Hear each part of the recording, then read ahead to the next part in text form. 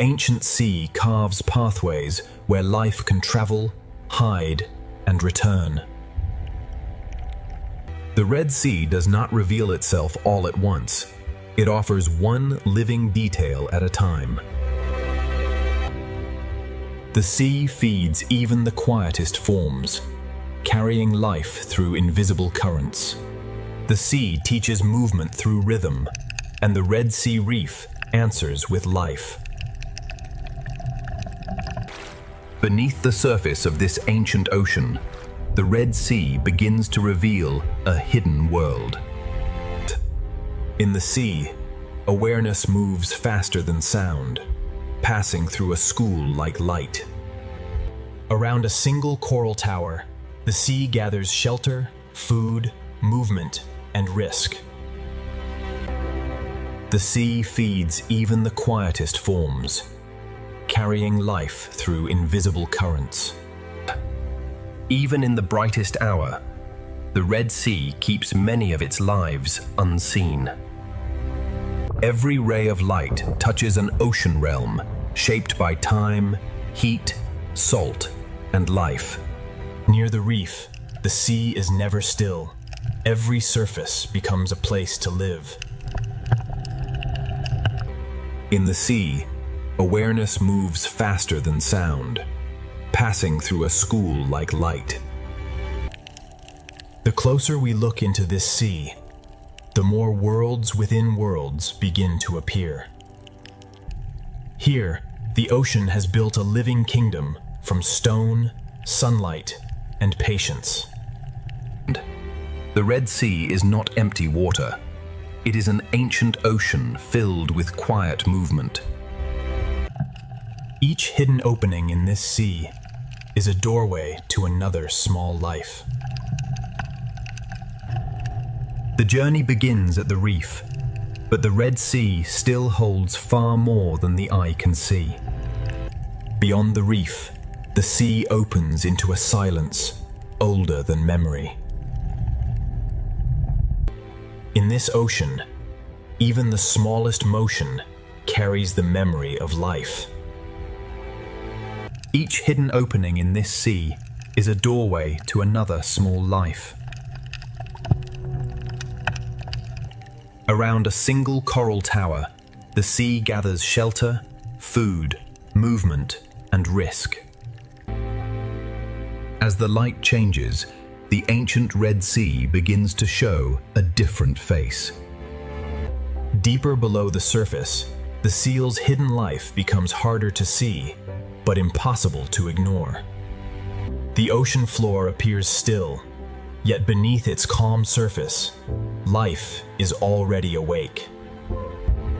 This ancient ocean hides its wonders in layers of color, shadow, and silence. This is the doorway into the Red Sea's ancient hidden kingdom.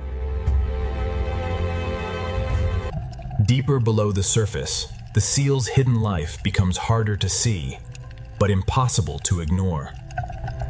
At the edge of the reef, the ocean breathes through thousands of tiny bodies. Above, the sun burns bright. Below, the ocean keeps its hidden life protected. Every crack in this ocean reef may shelter a life unseen by the passing eye. Ahead, the sea will open into a hidden kingdom where every color shelters life. In the ancient ocean, survival often begins with knowing where to hide. The first gate of the Red Sea is open. Beyond it, hidden life is. The reef is only the beginning. Beyond it, the ocean falls into deeper secrets. Here, the ancient ocean divides the world between safety, hunger, and the unknown. The ocean current writes invisible paths through this living architecture. From a distance, the ocean looks peaceful. Up close, it is alive in every direction. Some forms in this ocean grow slowly, carrying the marks of decades beneath the waves. The Red Sea is an ocean of thresholds, where light fades and mystery begins. Color is not decoration in this ocean. It is language, warning, disguise, and attraction. Across this ancient ocean floor, every open space leads back to shelter. The smallest creatures in this ocean help build one of Earth's most complex worlds. When the ocean gathers life into one motion, the reef seems to breathe. The ancient ocean hides many of its stories where sunlight can barely reach. These living structures turn the ocean into a maze of refuge and opportunity. In the ocean's sheltered corners, hidden life waits for the right moment to move. The farther we look into this ocean, the more ancient and alive it becomes. Some lives in this ocean are measured not by distance, but by the safety of a single crack. The reef is the memory of the ocean, built slowly by countless living hands. From above, it is only water. From below, the ocean becomes a universe. The current feeds the reef, and the reef gives the ocean a place for life to gather. Along these walls, the ancient ocean rises like a living cliff. In this ocean, danger and shelter can exist within the same delicate form. Every passage through the reef leads deeper into the ocean's hidden design. Life in this ocean is arranged between the brightness above and the shadows below. The ocean teaches movement through rhythm, and the reef answers with life. In this sea, a shadow is enough to make hidden life vanish. The reef reaches into the sea, and the sea answers with light and food. Changing color, changing shape, some creatures turn the Red Sea into a living illusion. Every meter of this seafloor contains a hidden story waiting in silence. The sea can hide a body beneath almost nothing.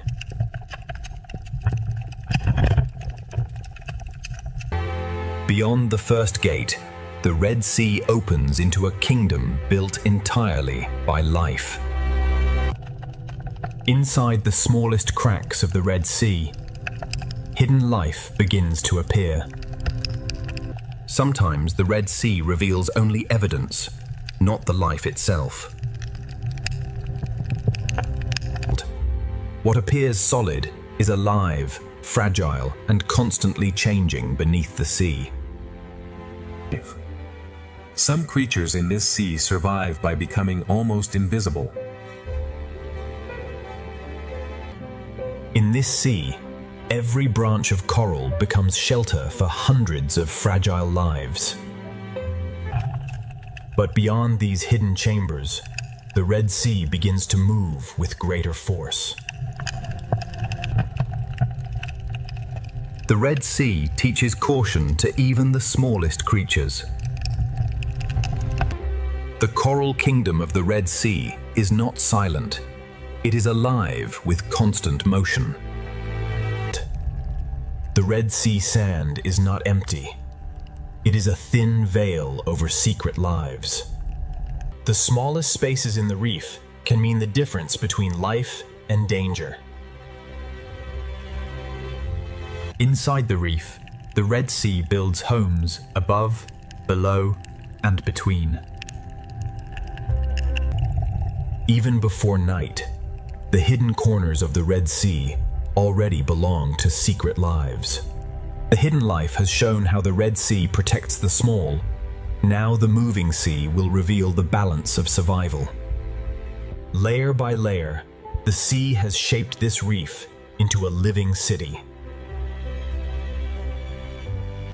Spines, shells, shadows, and cracks all become tools for survival in this sea.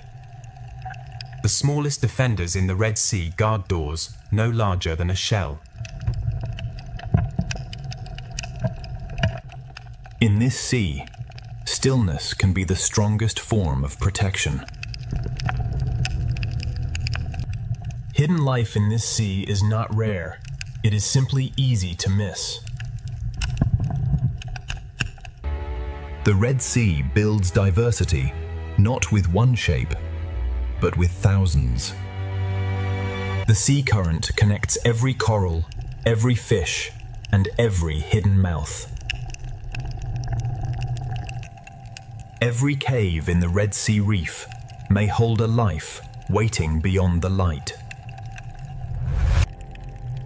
Across the sand, the Red Sea leaves clues of lives that move unseen. Beneath the visible reef, the Red Sea holds another reef of secrets. Soft corals move with the sea, turning the current into a slow underwater dance. In one small corner of the Red Sea, many lives can share the same shelter. Behind the bright reef face, the Red Sea keeps quieter chambers of life. Some hidden lives are so delicate that the sea itself nearly erases them. The sea can hide a body beneath almost nothing.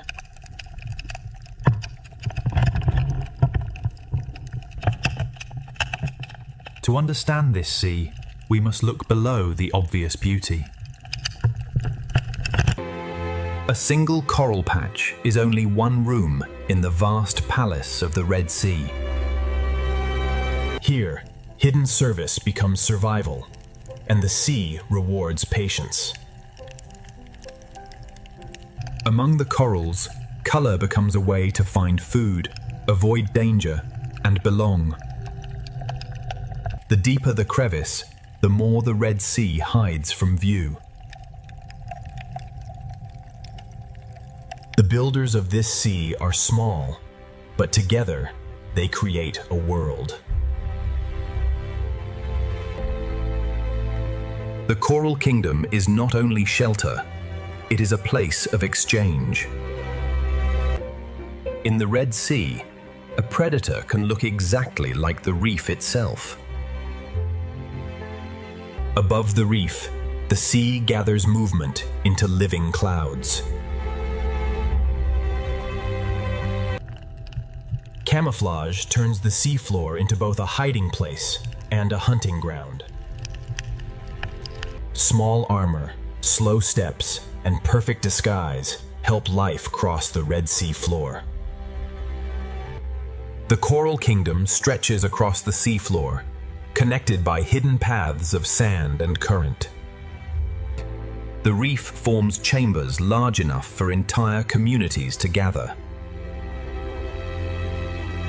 Even the open sand between corals belongs to the rhythm of the sea. Between the coral walls, the sea creates roads for life to move safely. Inside the tunnel, the Red Sea becomes a hidden world within the reef. Some hidden lives wait in darkness, watching the sea from a single opening. Some corals in this sea grow like maps of time, marked by years of quiet survival. The higher the coral climbs, the more the sea fills it with life. Every surface in the Red Sea can become a feeding ground, a shelter, or a hiding place. Even in the shadows of the Red Sea, strange partnerships quietly continue. At the edge of the Coral Kingdom, the sea begins to change again. For small creatures, the reef is a maze built by the sea for survival. Near the crest, sunlight feeds the reef, and the Red Sea becomes dazzling. In the Coral Kingdom, danger and protection often grow side by side. Shade becomes shelter in the Red Sea, and every ledge can hide a life. A single hole in the Red Sea reef can become an entire home. This is the Coral Kingdom at its brightest, a living crown beneath the sea. The Red Sea reveals its secret lives only for a moment, then hides them again. But beneath the colors of the Red Sea, even smaller hidden lives are waiting to be found. The reef changes with every few meters of sea, revealing new colors and new forms. Even feeding becomes part of the reef's rhythm, shaping the sea one bite at a time. Even the sand itself can open and release life into the sea. The Coral Kingdom has shown its beauty. Now the Red Sea will reveal the lives hidden within its cracks. Inside the coral thicket, the sea becomes a maze only small bodies can enter. The hidden life of the Red Sea often begins below the surface of the sand.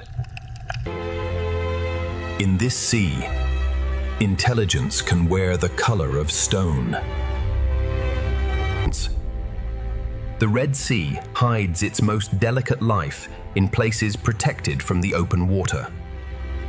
The Red Sea gives some creatures not only shelter, but a way to disappear. Here, the reef rises like a living wall built by the sea itself. A borrowed shell becomes a moving fortress across the Red Sea sand.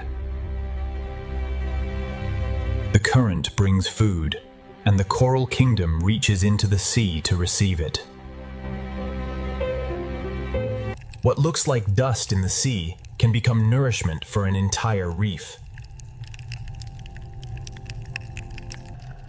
On the seafloor, slow creatures quietly recycle the reef's forgotten fragments. The Red Sea reef is crowded, yet every creature finds its own place. Some lives remain hidden beneath stones, touching the sea without fully leaving shelter. The Red Sea reef is full of doors that open and close in silence. Beyond one coral garden, the sea opens into another, and the kingdom continues. Beauty in the Red Sea can also carry warning. Near the seafloor, smaller lives keep close to the border between sand and stone. In the shadows, the sea hides forms both graceful and dangerous. The higher the reef rises, the more life gathers in the moving seawater. Transparency is another disguise, making life shimmer like the sea itself. A single coral island can become an entire world within the sea. Hidden chambers inside the reef make the sea safer for the smallest lives. Where light grows weak, the Red Sea shelters colors the open reef rarely sees. The current organizes the sea, guiding food, movement, and survival. Some of the sea's strangest beauty moves only a few centimeters at a time. Some fish travel the reef like a herd across an underwater landscape. In the Red Sea, hidden life can be smaller than a finger, and richer than a jewel. The best disguise in this sea is to become part of the reef's shape. In this sea, even care and cleaning become part of the reef's hidden order. The coral kingdom is held together by countless small exchanges. Where the sea moves gently, small lives hold on and become almost impossible to see. On the Red Sea floor, partnership can turn a fragile burrow into a safer home. Not all life here is bright coral. The sea also shelters quiet forms that filter and clean.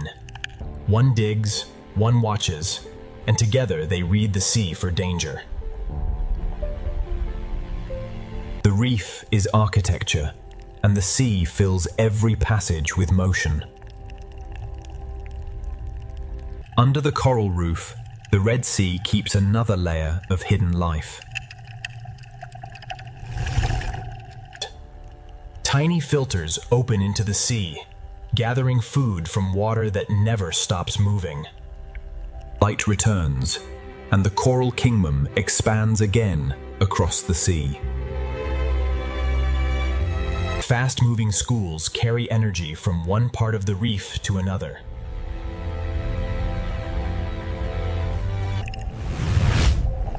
The coral kingdom is beautiful, but the sea has built it with defenses. To live here, every creature must read the sea and respond instantly. Some coral shapes create quiet rooms where the sea becomes calmer. Across the reef plain, each coral island offers safety in the open sea. The reef gives the sea a place where small lives can vanish instantly. When the coral kingdom awakens, the Red Sea seems to bloom with fish. Some hidden lives do not chase food. They cast invisible nets into the sea. Not every creature in the Red Sea reveals its full form to the open water. The best refuge in the Red Sea can be another living body.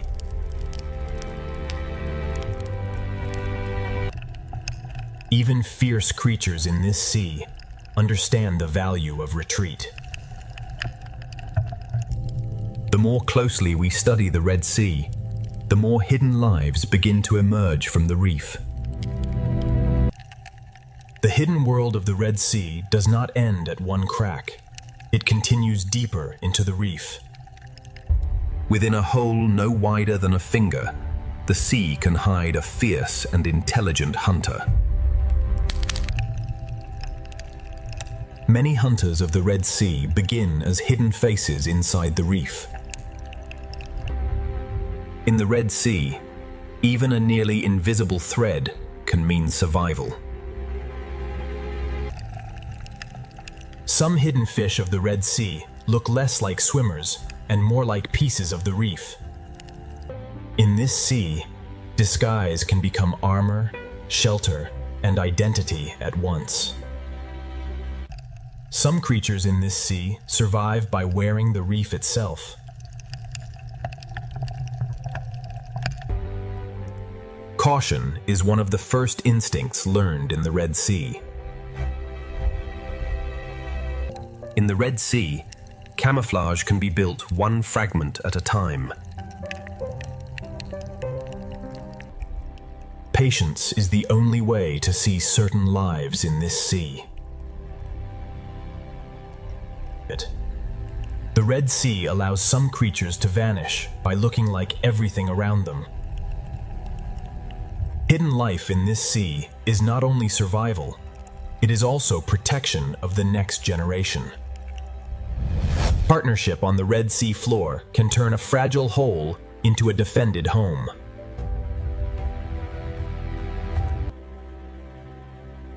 Some hidden lives of this sea move like living patterns across the reef. On the sand of the Red Sea, stillness becomes a form of concealment. Transparency lets some lives of the Red Sea become part of the water around them. A future reef community can begin as tiny dots beneath a coral ledge. Some creatures of the Red Sea become invisible by becoming almost flat. One works, one watches, and together they read the sea for danger.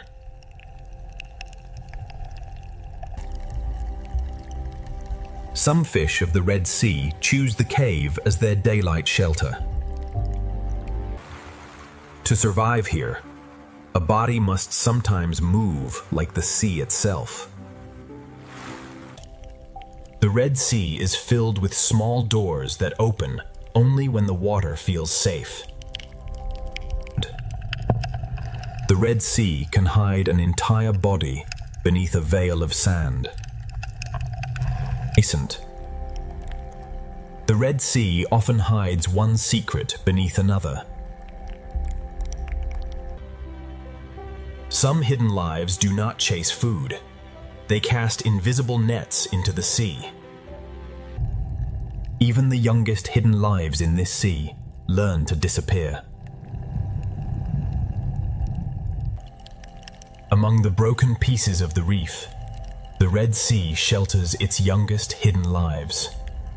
Stillness inside the cave is part of the rhythm of this sea.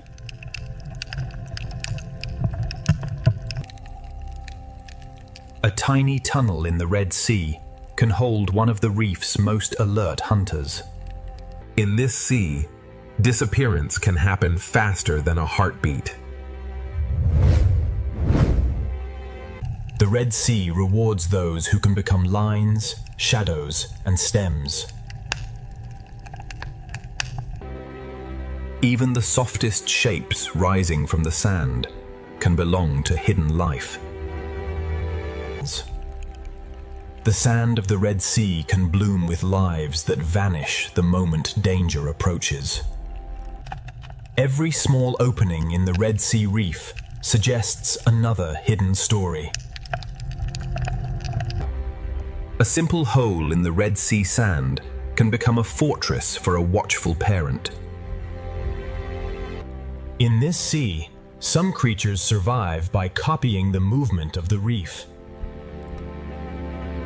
One coral head can hold the sea in layers, buried, hidden, sheltered, and free. Inside the caves of the Red Sea, hidden life gathers where light weakens. Even in the shadows of this sea, life continues its quiet cycles. The Red Sea floor is a page written by creatures that rarely show themselves. The best disguise in the Red Sea is to become part of the coral's rhythm. Some hidden lives of the Red Sea are built for darkness, waiting where the reef turns inward. Some hunters of the Red Sea hide beneath the very floor of the sea. A life can cross the open seafloor for only seconds before returning to shelter. Even in hidden corners of the sea, cooperation keeps the reef alive. The deeper the crack, the more the Red Sea seems to multiply. Some of the rarest beauty in the Red Sea moves more slowly than the current.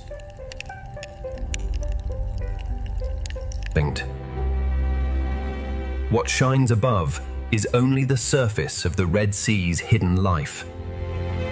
The closer we look at this sea, the more enormous the small world becomes. Rock caves beneath the reef protect lives that rarely enter the open sea. Some hidden lives in the Red Sea cling so quietly that the sea itself seems to hold them. By matching both shape and motion, life in this sea can almost erase itself. Inside the reef, the Red Sea feeds creatures that never need to chase. The smallest lives of the Red Sea gather where the water becomes calm. Inside a cavity of the reef, the sea feeds another life in complete silence. Many hidden lives of the Red Sea begin as a face at the edge of darkness. The Red Sea hides life not by removing it, but by blending it into rhythm. The sea gathers its smallest lives in pockets too quiet for larger eyes to notice. A single crack in the Red Sea can support an entire hidden community. The boundary between animal and sand becomes almost impossible to read. In this sea, transformation can be quieter than movement.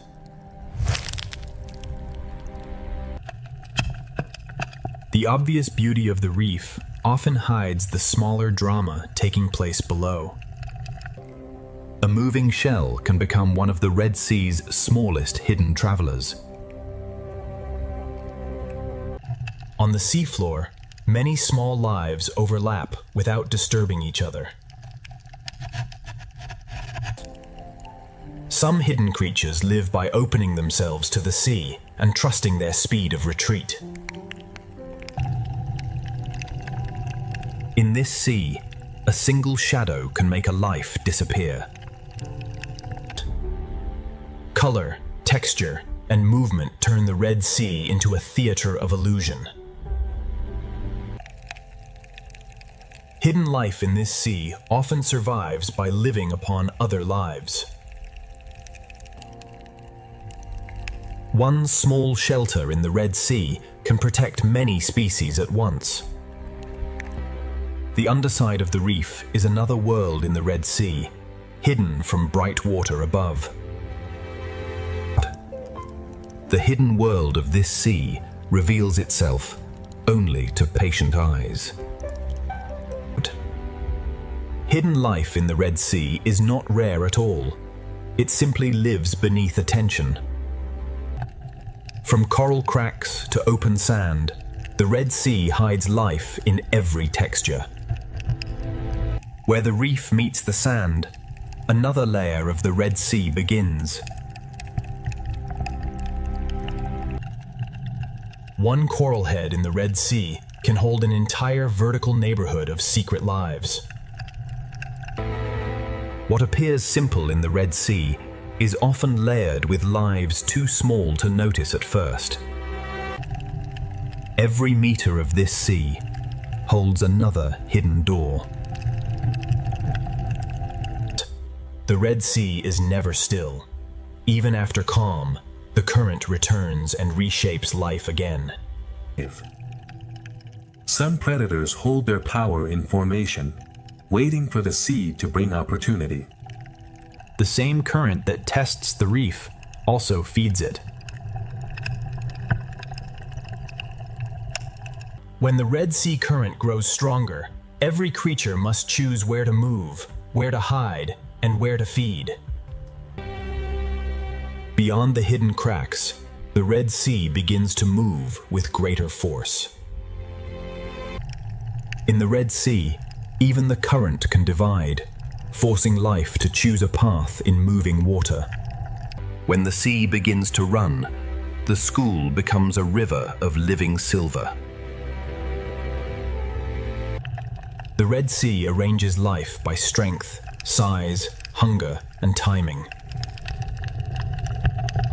In this sea, a school is more than a crowd. It is a single decision shared by thousands. The school bends with the sea, then reforms before danger can find a weakness. In open water, safety comes from moving together as one living shape. A single rush through the sea can change the direction of hundreds. Together, they read the Red Sea faster than any single body could. Predators do not always attack. Sometimes their presence alone reshapes the sea. Hunters use the current as cover, rising from below where the school least expects them. The Red Sea turns movement into defense, and the school becomes harder to break. Around the pinnacle, the Red Sea turns fear into a spinning tower of life. Pressure turns scattered fish into one living shield. The reef is the answer the Red Sea gives to danger. The hunters follow the current because the current gathers life.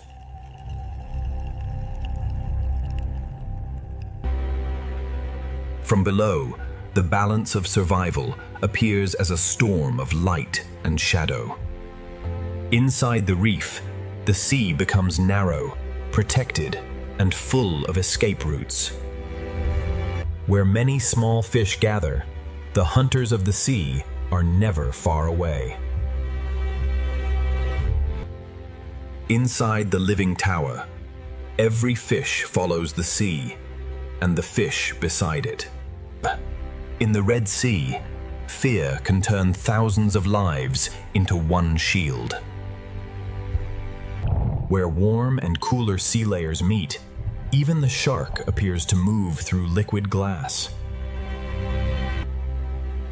From below, survival in the sea looks like a storm passing across the sun.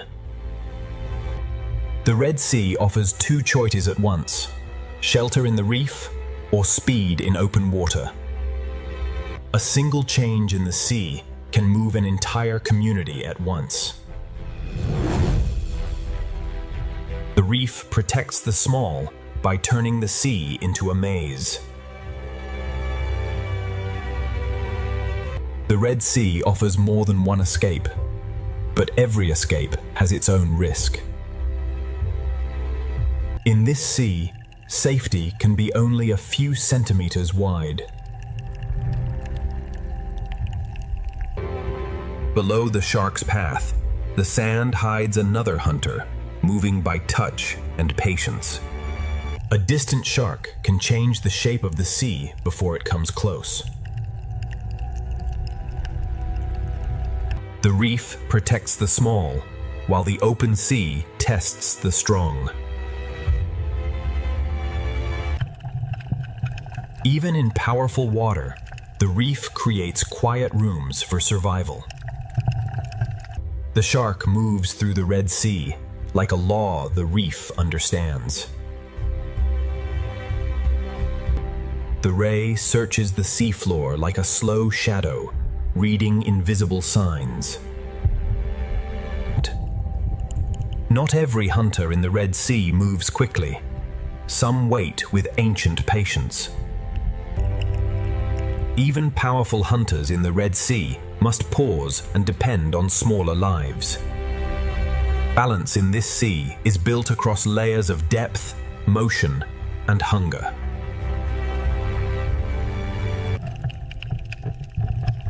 Below the moving schools, another hunter waits beneath the sand. The same current that brings danger also brings food. The same reef can be a hospital, a shelter, and a hunting ground. Some predators of the Red Sea gather in silence before they move. The ray does not chase through the sea. It searches with quiet precision. Some schools form not as a cloud, but as a living curtain across the sea. Every movement across the seafloor sends a signal through the reef. The reef feels every change in the water before the eye understands it. The current that exposes danger also carries food through the Red Sea. The sea arranges life according to who can hold the current. At the edge of the reef, the shark moves like the shadow of the sea itself.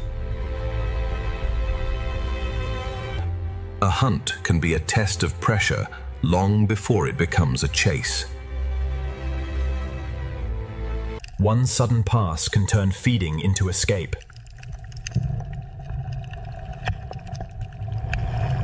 The strongest water creates the most valuable stillness. The coral reef receives the moving sea and breaks it into hiding places. Balance in the Red Sea is not stillness, it is constant adjustment. To cross open seawater, even strong swimmers travel together. Their formation is a silent warning written in silver. Beyond the coral, the open sea holds hunters built for patience and speed. Not all movement in the Red Sea happens above the sand. A shadow crossing the reef can speak louder than a strike. Their formation is a warning written across the blue sea.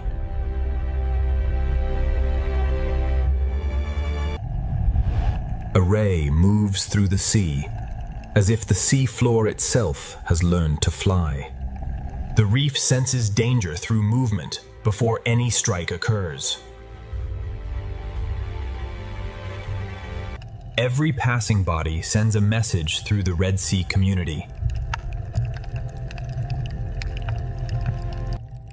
Under the coral roof, the hunted become part of the reef's hidden architecture. The Red Sea current is both river and road, carrying food through the reef. Behind coral, the Red Sea creates quiet pockets inside powerful water. When the current delivers food, the Red Sea fills with sudden hunger.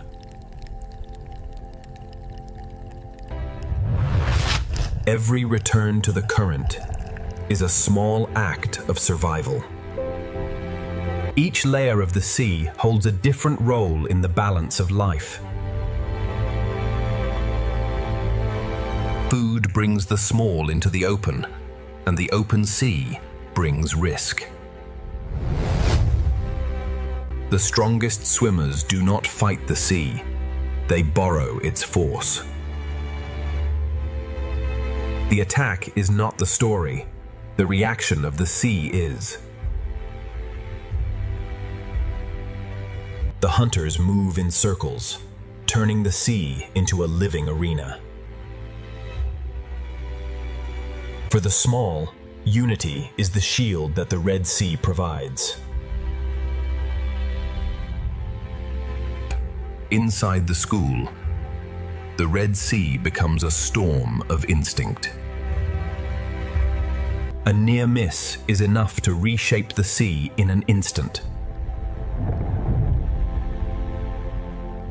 In the Red Sea, survival can happen just beyond the reach of a larger mouth.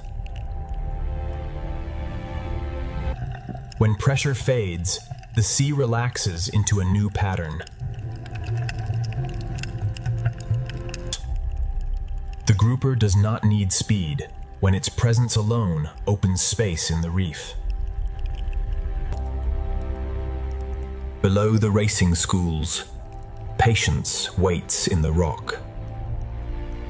When danger rises, the reef becomes the safest place in the sea.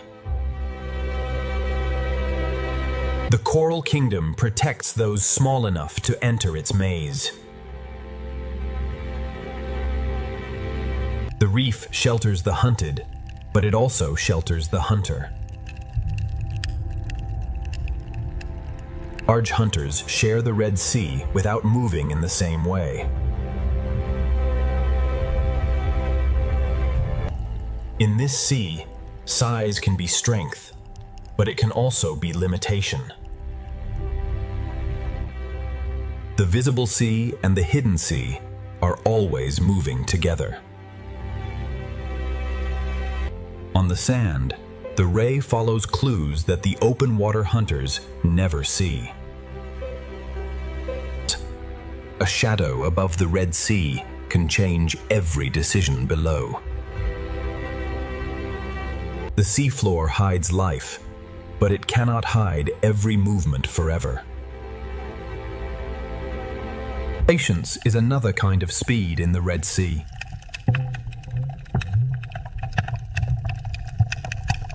The shark belongs to open sea paths, where awareness is everything.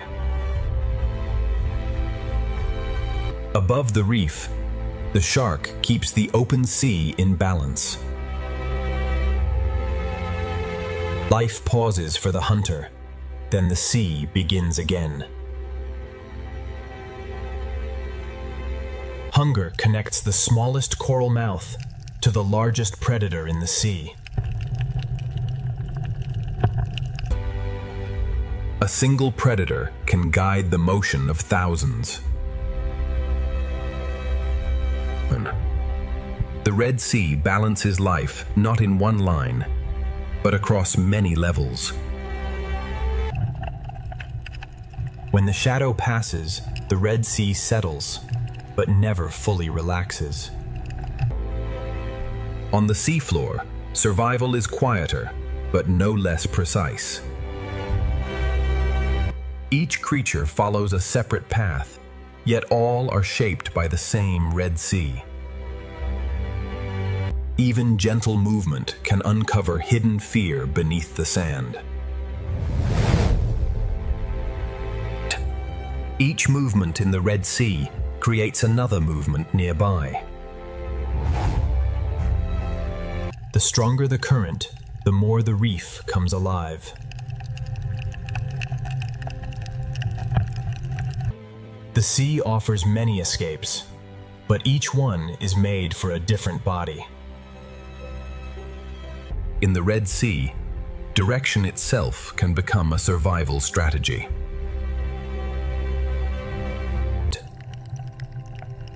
Inside the school, the sea becomes a storm of living instinct. The sea unites life when danger rises and divides it when the moment passes. The reef and the open sea divide the rules of survival. Not every hunt must end to change the balance of the reef.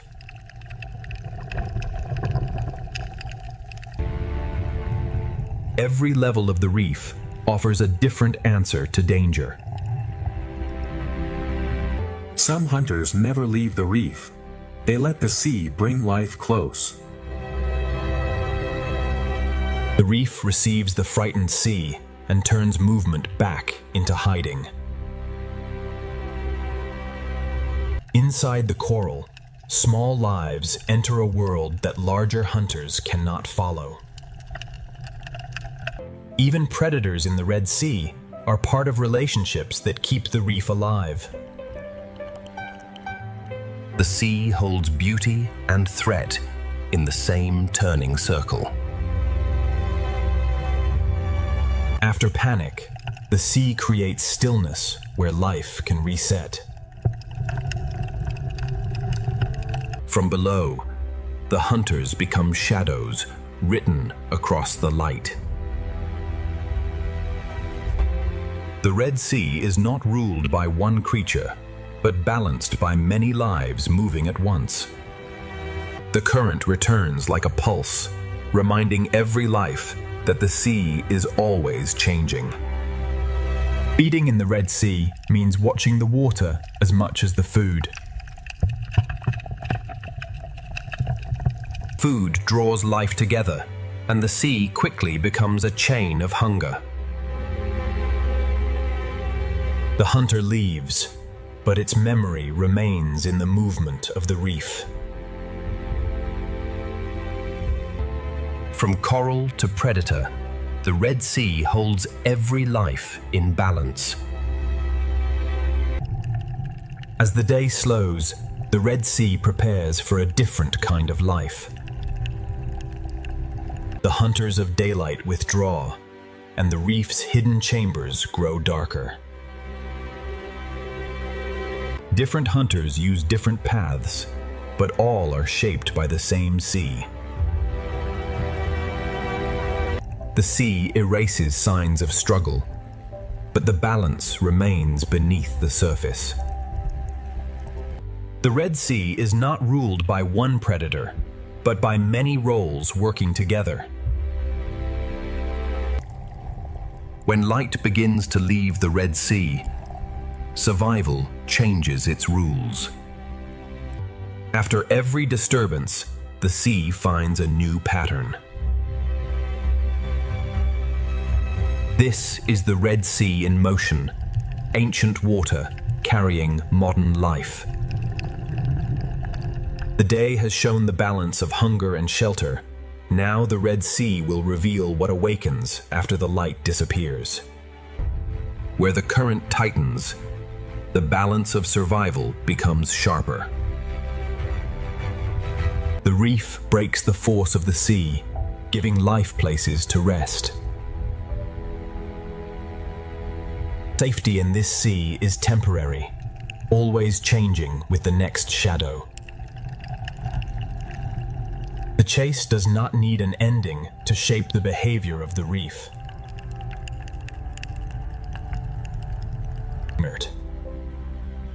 After danger, the sea holds a brief silence before life continues. As the sea light softens, the reef begins to prepare for another transformation. The Dale's hunters drift away, but the Red Sea never truly sleeps. The balance of survival has shaped the day. Now the Red Sea will reveal what awakens when the light begins to disappear. The hidden lives of the Red Sea have shown their secret shelters. Beyond them, the sea's larger forces are waiting. As sunset reaches the Red Sea, the reef begins its transformation into a more secret world. Night has settled over the Red Sea, and the reef is now ruled by quieter, stranger life. The Red Sea night grows deeper, and the hidden life of the sea becomes even more mysterious. Above the Red Sea, moonlight replaces the sun, and the reef begins to glow in silence. In the darkness, the Red Sea reef turns outward, opening itself to the sea for food. In the Red Sea, evening is not an ending, but the opening of another rhythm. As the sea light fades, the reef begins to fold many of its daytime lives into shelter. Night feeding reveals how many hidden lives in the Red Sea depend on the drifting life of the sea. At night, the smallest lives in the sea become the atmosphere through which everything moves. As darkness deepens, the Red Sea fills with smaller drifting life, and the sea itself becomes richer. The reef is no longer only shelter. In the Red Sea night, it becomes a field of feeding mouths. When darkness approaches, the hidden mouths of the Red Sea reef begin to open. And in darkness, shapes hidden by daylight become the quiet architecture of the sea.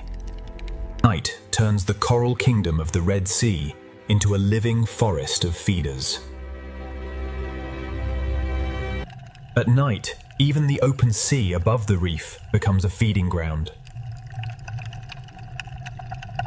The first night walkers of the Red Sea move carefully, feeling the water before every step.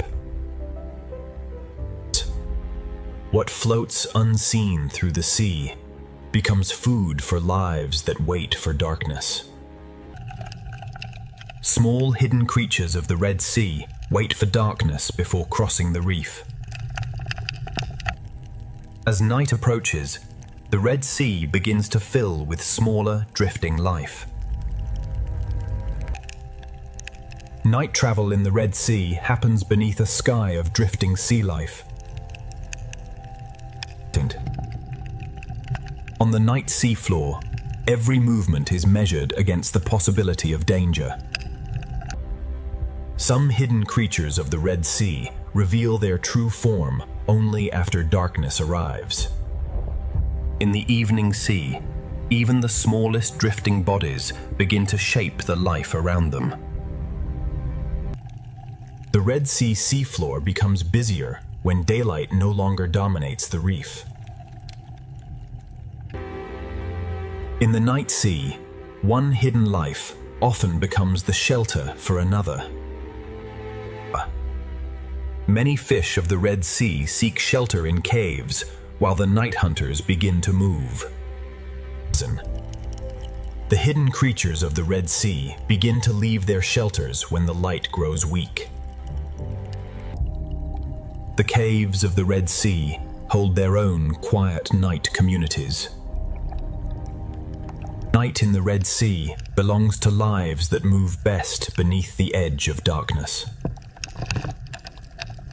The Red Sea night belongs to creatures that can change with every surface they touch.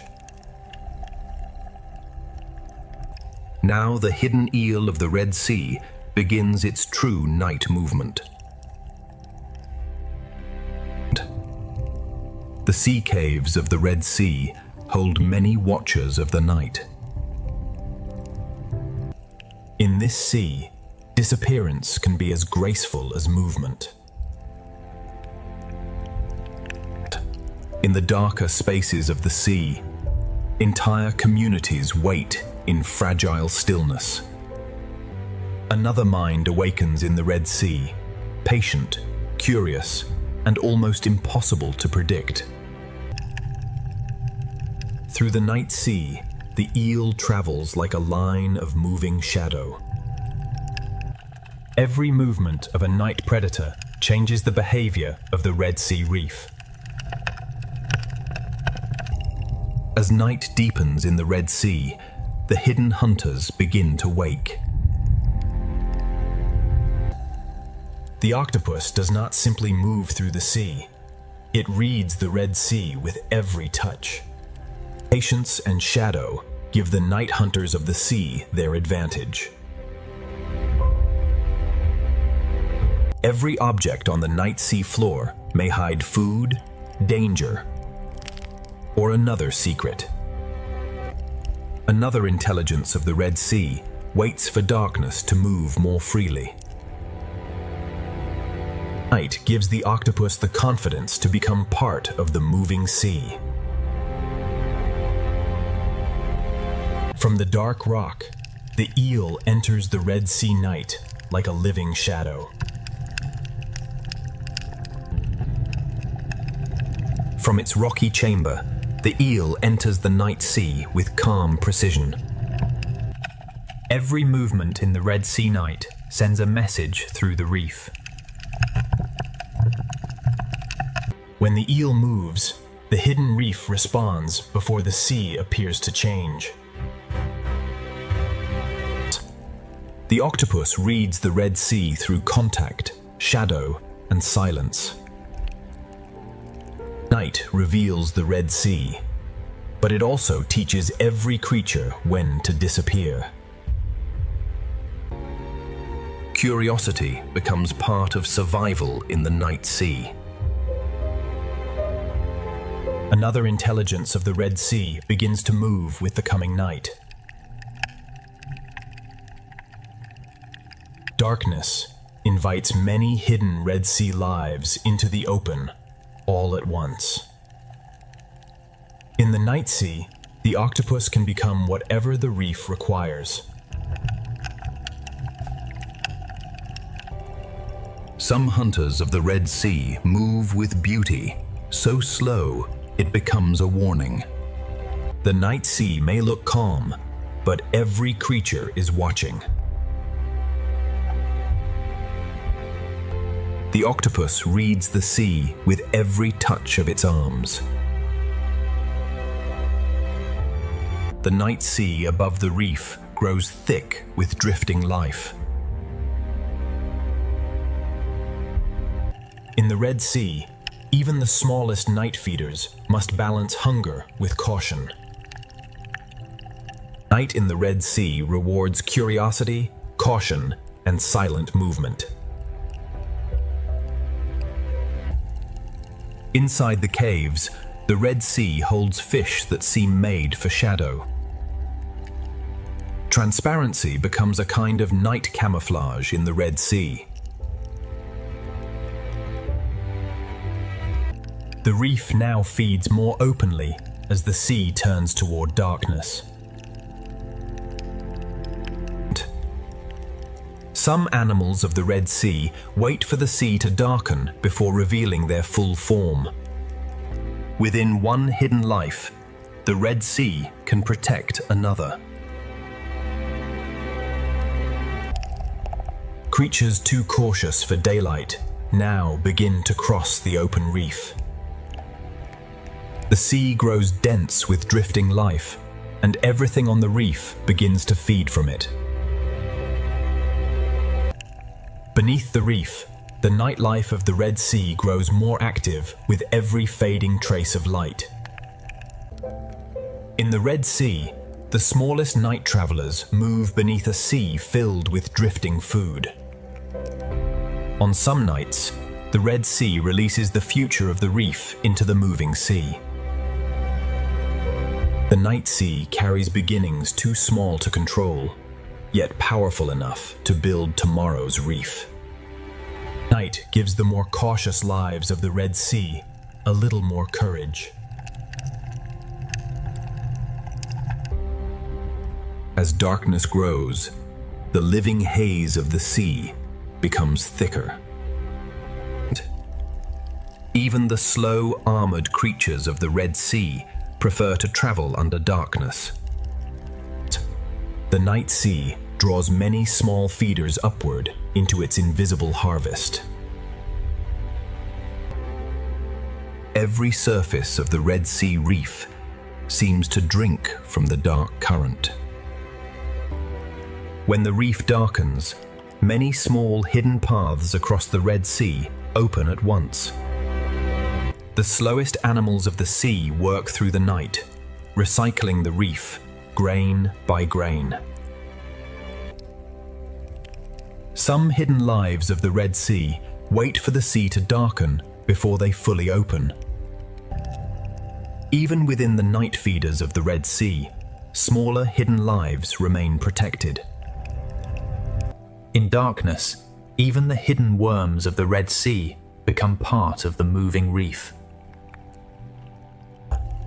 The octopus belongs fully to the night sea, adapting to every texture it crosses.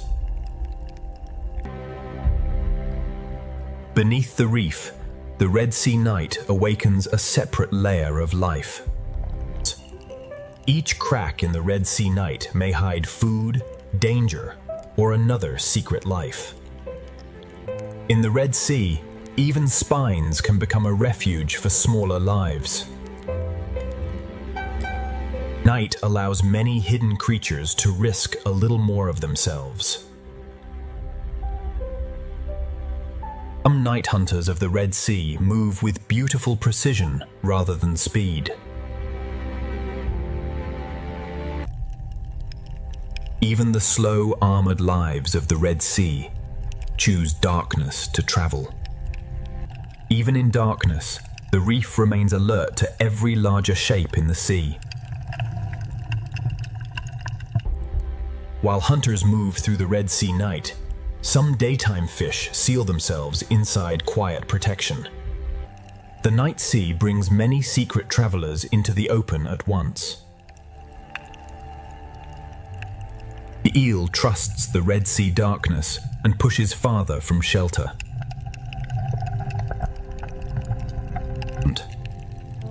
Even sleep in this sea requires strategy. At night, the passages of the Red Sea become living roads for hunters. With darkness above, the octopus claims more of the Red Sea floor. The full night sea of the Red Sea grows richer, as drifting life gathers overhead. A distant shadow is enough to remind the reef that night is never harmless. No other creature in this sea shifts so easily between movement and disguise. In the night reef, every hole in the sea may contain a possibility.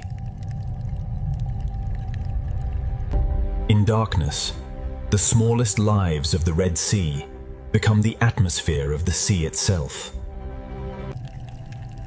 Some hunters of the Red Sea move through darkness with beautiful caution. Moonlight turns the Red Sea reef into a maze of silver doors. The reef has fully changed now, and the Red Sea at night becomes a field of feeding life. Each coral of the Red Sea enters the Sea of Night differently, yet all answer the same drifting food. At night, the sea seems quieter, but the reef remains alert.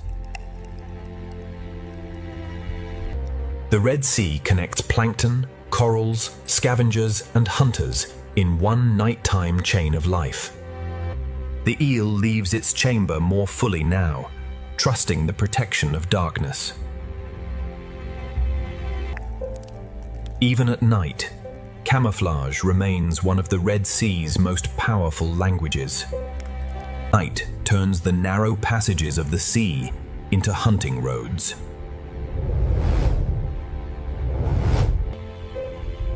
One small reef mound can hold an entire night ecosystem in the Red Sea. Some night beauty in the Red Sea moves so slowly it can almost be missed. By night, the Red Sea feels older, quieter, and more mysterious than by day. With full night, the Red Sea becomes richer with drifting life. The night sea feeds those who wait, those who filter, and those who hunt. Different lives use the same night for different purposes. In darkness, the smallest lives of the sea begin to shine in the imagination. The structures of the reef become more enigmatic when the sea is ruled by shadow. Even the open seafloor becomes alive with quieter movement after dark. Across the reef, separate hunters travel through the same sea of shadow. The reef of the Red Sea transforms at night into a field of countless open mouths. Each coral in the Red Sea enters the night in its own way, yet all follow the same hidden tide of hunger. Night travel in the Red Sea is brief, careful, and always aware. The Red Sea night is not one story, but many stories moving at once. The hidden Red Sea grows most active when the sea itself seems quiet.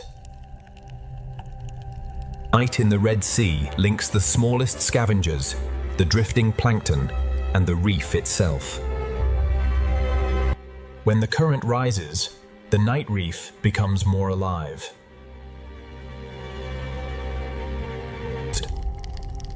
In darkness, the Red Sea becomes a quieter but more mysterious ocean world.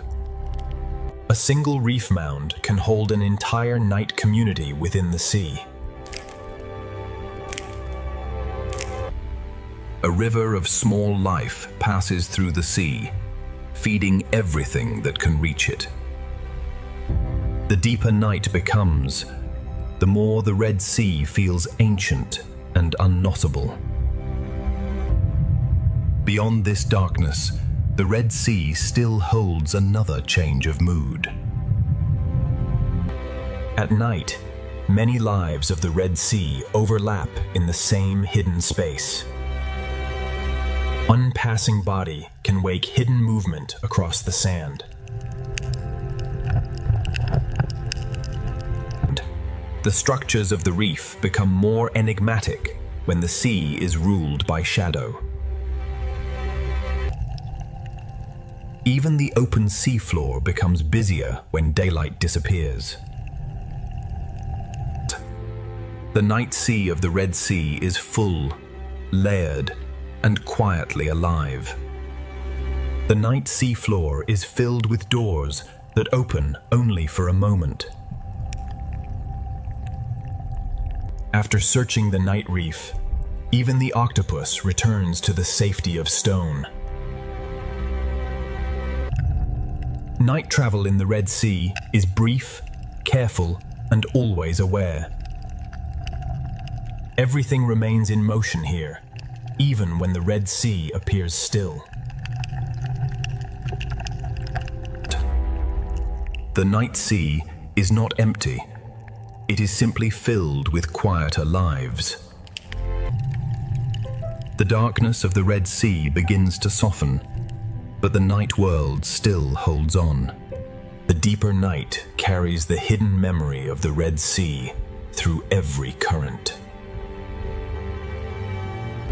The Red Sea holds its greatest mystery when so much is alive, yet so little is fully seen. The night reef reveals how much of the Red Sea lives beyond the reach of daylight. Through darkness, the Red Sea has revealed another hidden face, and the journey is ready to return to the wider memory of the sea. In darkness, the Red Sea becomes a quieter but more mysterious ocean world. Through the longest night, the Red Sea has shown its secret pulse. Soon, the ancient sea will return to light and memory. The night is only one face of the sea, and the Red Sea still holds more to reveal. Through the night, the Red Sea has revealed its secret life. Beyond this darkness, the journey will return to the larger memory of the sea. From above, the sea is water. From within, it is memory, shelter, and endless motion. The current is the thread that ties the Red Sea together. After the long night, the Red Sea begins to return to light, carrying every hidden life into a new day. The ancient waters continue to carry life from shadow into light. What fed in darkness now remains part of the greater living rhythm of the Red Sea. The hidden life of the Red Sea remains, protected by the reef and renewed by each day. The Red Sea is a gateway between ancient memory and living motion. This ancient sea has shown only a fraction of what still lives beneath its surface. And as color returns, the ancient reef reveals how many lives survived the night. What was hidden in darkness now belongs to the greater rhythm of the sea. The small lives that hid in the reef now return to the open sea of morning. The journey ends in morning light, but the Red Sea continues, ancient, hidden, and alive. And the sea floor still carries the evidence of everything that moved in darkness. The Red Sea is both secret chamber and open horizon. Every small life adds movement to the vast body of the ancient sea. In the Red Sea, one community withdraws as another begins its day. This is the Red Sea as a living heritage, shaped by countless unseen lives. Every crack, every cave, and every channel belongs to the same ancient sea. The Red Sea connects the hidden and the visible, the small and the vast, the night and the day. This ancient water is more than a sea. It is a living memory shaped by every creature within it. Morning does not erase the hidden world. it simply moves it back into the reef. The Red Sea begins each day with movement, color, and the quiet memory of night. The same reef that fed in darkness now shines again beneath the morning sea. What once seemed separate is revealed as one ancient living architecture. The hunters of the night return to darkness, but their presence still shapes the reef. As the hidden hunters rest, the open sea fills again with motion. Together, these small lives make the Red Sea appear to breathe.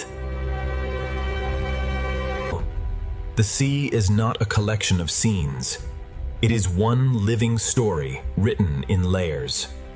The Red Sea protects life, not with walls, but with living forms built over time. The traces of night remain for a while, then the sea writes a new day over them. Color returns to the Red Sea, like a language spoken again after darkness. The hidden world is still here, beneath the beauty that morning reveals. The Red Sea holds life in layers, each one depending on the next. The small, the hidden, and the visible all share the same ancient reef. The current gathers life again, and the Red Sea begins another cycle of movement. Here, shelter and open water meet, just as they have for generations.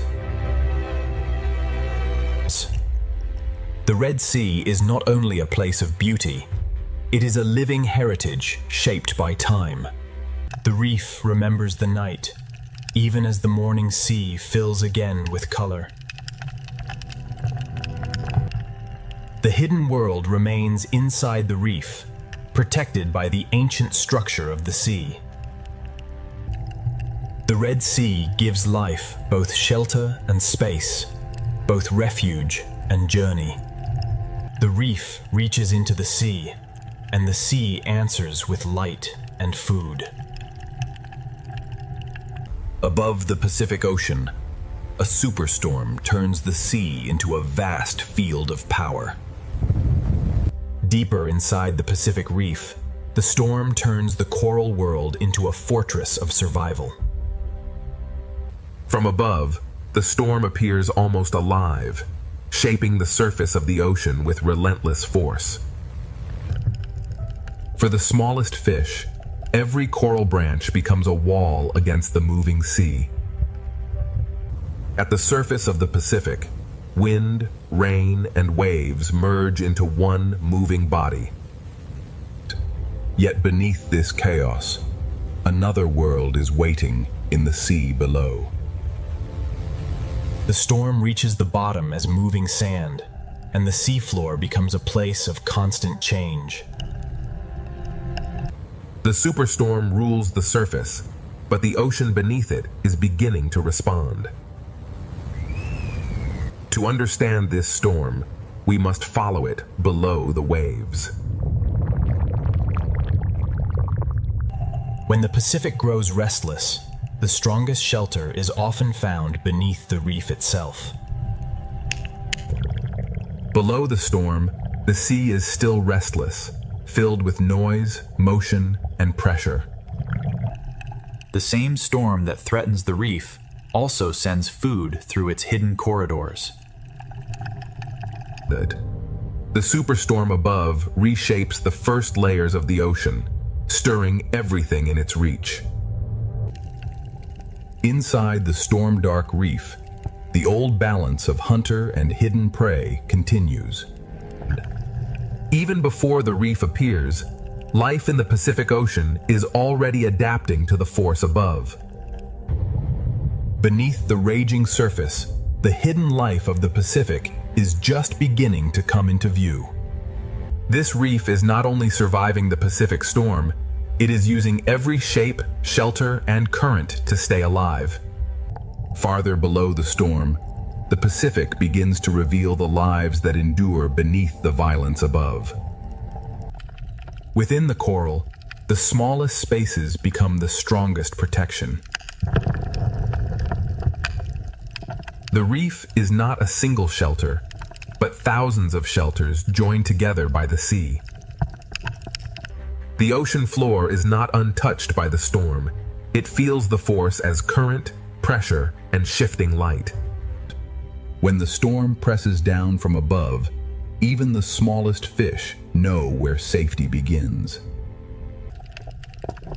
Some fish survive the moving water by holding still in the right place. Every surge from above sends another signal through the reef. The reef becomes a fortress, and every crevice in the sea becomes a refuge.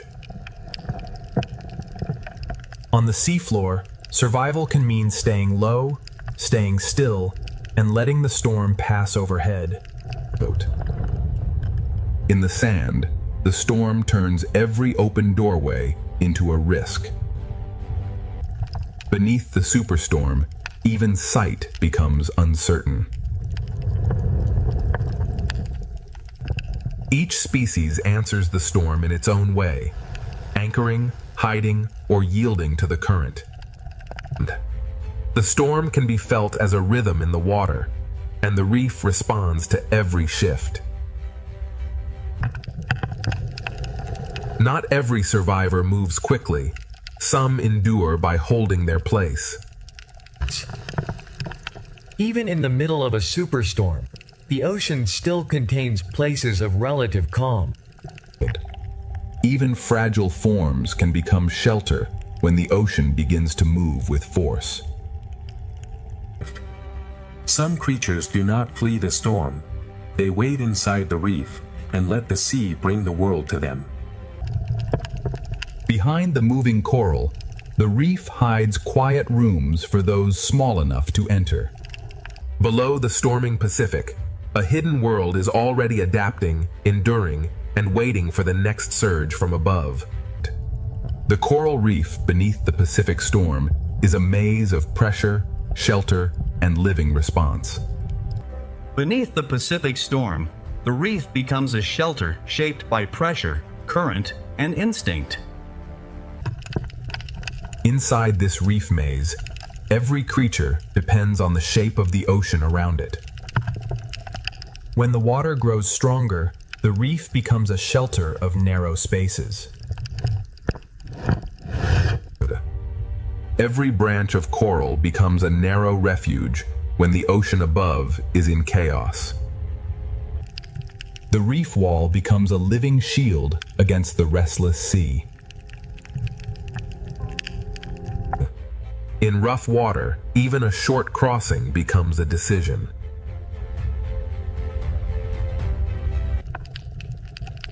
On the seafloor, the safest creature may be the one that almost disappears.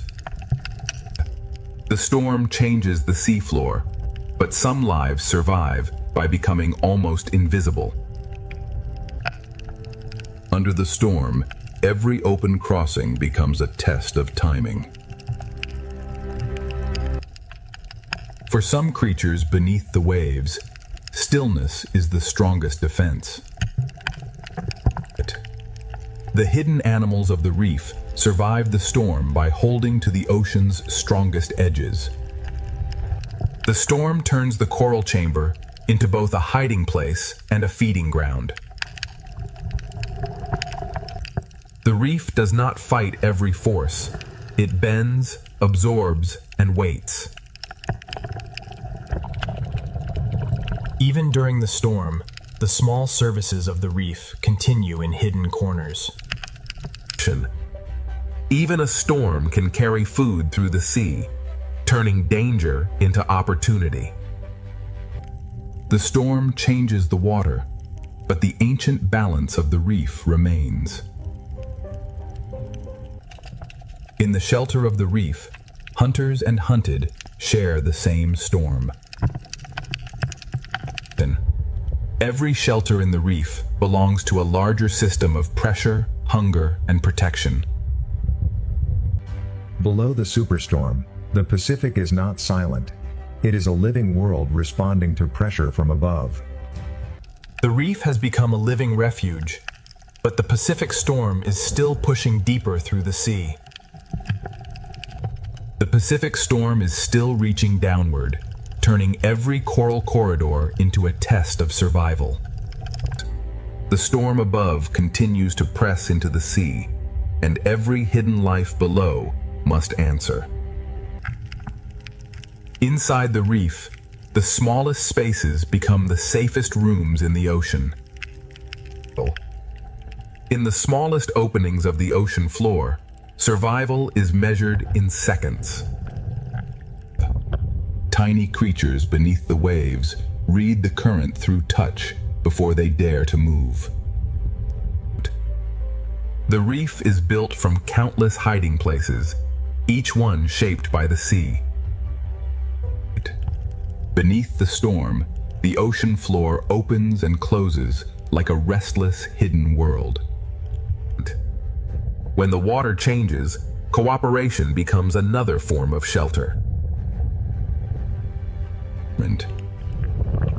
The young lives of the reef gather tightly when the sea becomes unpredictable. When the sea becomes unstable, even the smallest partnership must work faster. The reef holds many kinds of strength, from gripping arms to hidden claws. Some creatures survive the storm by becoming part of the reef itself. In rough water, disguise is not only a trick, it is a way to endure. The storm turns danger into food, but only for those quick enough to risk the open sea. Even the moving corals become shelter when the storm pushes through the sea. In the storm-dark reef, camouflage becomes a silent form of patience. The storm changes the rhythm of the reef, but the ancient tension between hunter and hidden prey remains. The reef guides them through the storm, one protected passage at a time.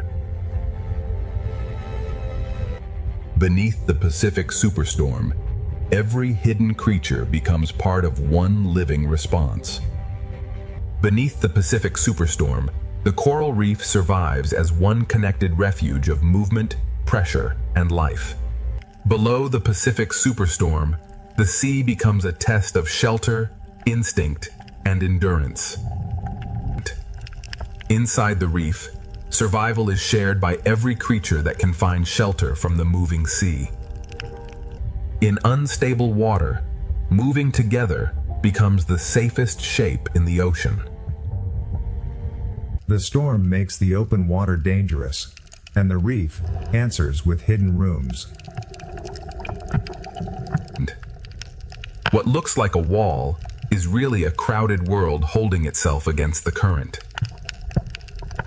The storm changes the water, and every fish answers with motion.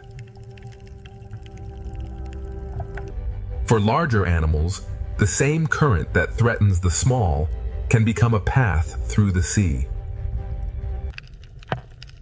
On the storm-dark seafloor, hiding can mean becoming part of the sand. The ocean covers some lives so completely that survival becomes almost invisible. Near the seafloor, survival depends less on speed and more on holding ground. Even larger, calmer lives of the Pacific choose shelter when the sea above becomes violent.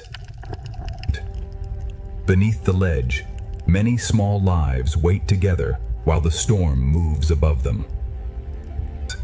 The storm carries food through the reef, but every meal must be taken between pulses of danger. The storm brings danger, but it also carries food through the hidden corridors of the sea. In the shadowed reef, The octopus survives by reading the sea through touch. Every opportunity beneath the storm lasts only until the next surge arrives. The reef holds both refuge and danger, and the storm brings them closer together. Inside the reef, the storm is measured through pressure, shadow, and the behavior of every neighbor. Beneath the raging Pacific, every creature is connected by the same force moving through the sea. Under the Pacific superstorm, the reef becomes one living refuge, where every hidden life depends on the sea around it. The Pacific Reef holds its life close, turning every surface into protection beneath the storm. Below the storm, the Pacific Ocean is not broken, it is alive, adjusting with every pulse of the sea. The reef becomes a sanctuary, holding fragile lives against the force above. The smallest fish survive by trusting the narrow architecture of the reef. Inside the reef wall, the sea hides entire lives smaller than a shadow. For the youngest lives in the ocean, survival begins inside the smallest spaces. The seafloor changes with every pulse, hiding and revealing its smallest doors. Predator and prey share the same shelter when the sea becomes stronger than either of them. The storm writes its force through the water, and the reef answers with movement. In the smallest partnerships of the ocean, warning and work become survival. Beneath the coral ledge, different lives share one shelter against the moving sea. Even beneath a superstorm, the ocean hides quiet spaces where life can wait. Some lives survive by moving with the sea, and others survive by becoming almost invisible. The storm brings food through the reef, but every brief meal comes with risk. This hidden world beneath the Pacific storm is built from instinct, shelter, and connection. The octopus reads the storm through the stone, waiting for the sea to loosen its grip. Even in the storm, the reef keeps its ancient balance between patience and escape. Above, the storm still rules the waves. Below, the ocean's hidden life continues to endure. Beneath the Pacific superstorm, the reef survives because every hidden life has found a place within the sea. This is only the first descent beneath the Pacific superstorm. Deeper in the reef, every creature must find its place against the pressure of the sea. The first descent continues, and the Pacific Ocean reveals that survival beneath a storm is never still. Deeper inside the Pacific Reef, shelter is not one place, but a whole living structure shaped by the sea. For the smallest fish, the reef becomes a maze designed for survival. Far below the waves, even light from the storm becomes part of the reef's warning system. The storm reaches downward not as wind, but as pressure, current, and moving sand.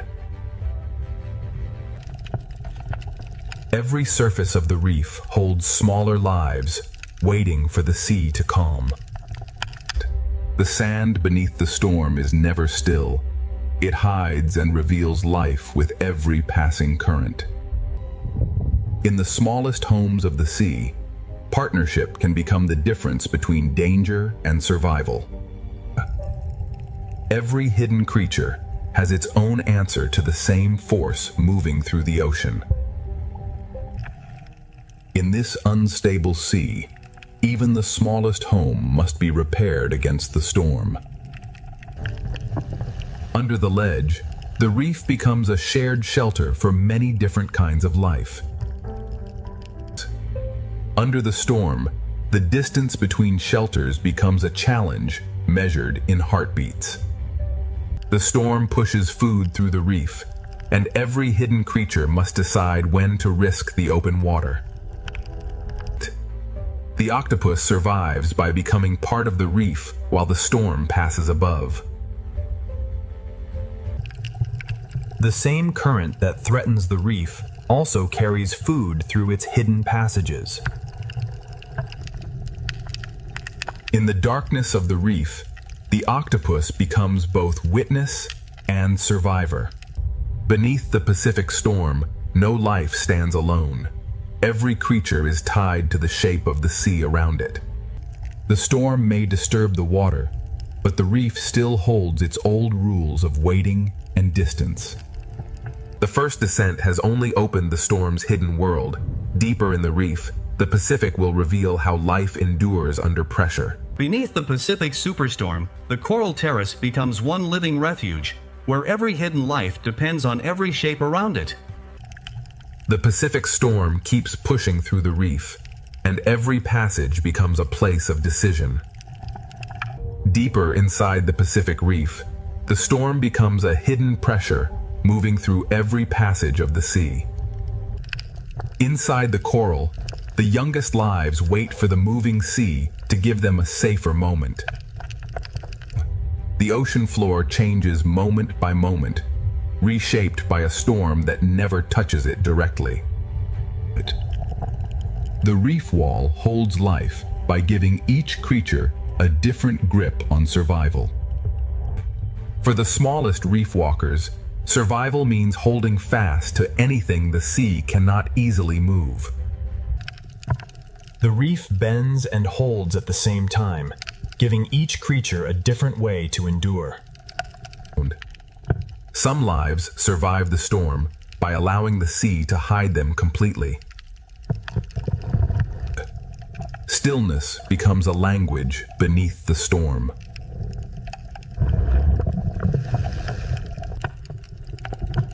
In disturbed water, the safest path is often the one closest to the reef. Under the coral ledge, many forms of life share one small pocket of safety. Inside the reef, patience becomes another form of strength. Food moves through the storm, but only the quick and cautious can reach it. The octopus answers the storm not by fleeing, but by becoming part of the seafloor. The octopus waits with the patience of the reef itself. Even in danger, the storm delivers food, and the reef must seize each brief chance. Even as the storm moves through the sea, the reef keeps its ancient tension alive. Beneath the Pacific storm, every creature survives by using the reef in its own way. Beneath the Pacific superstorm, the reef survives as a connected world of shelter, hunger, pressure, and patience.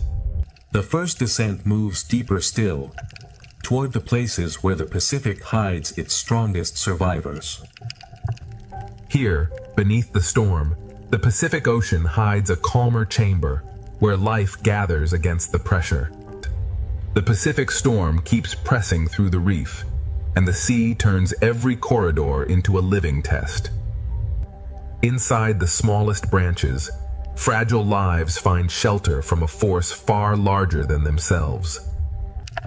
Even when the storm weakens below, the seafloor still carries the memory of its force.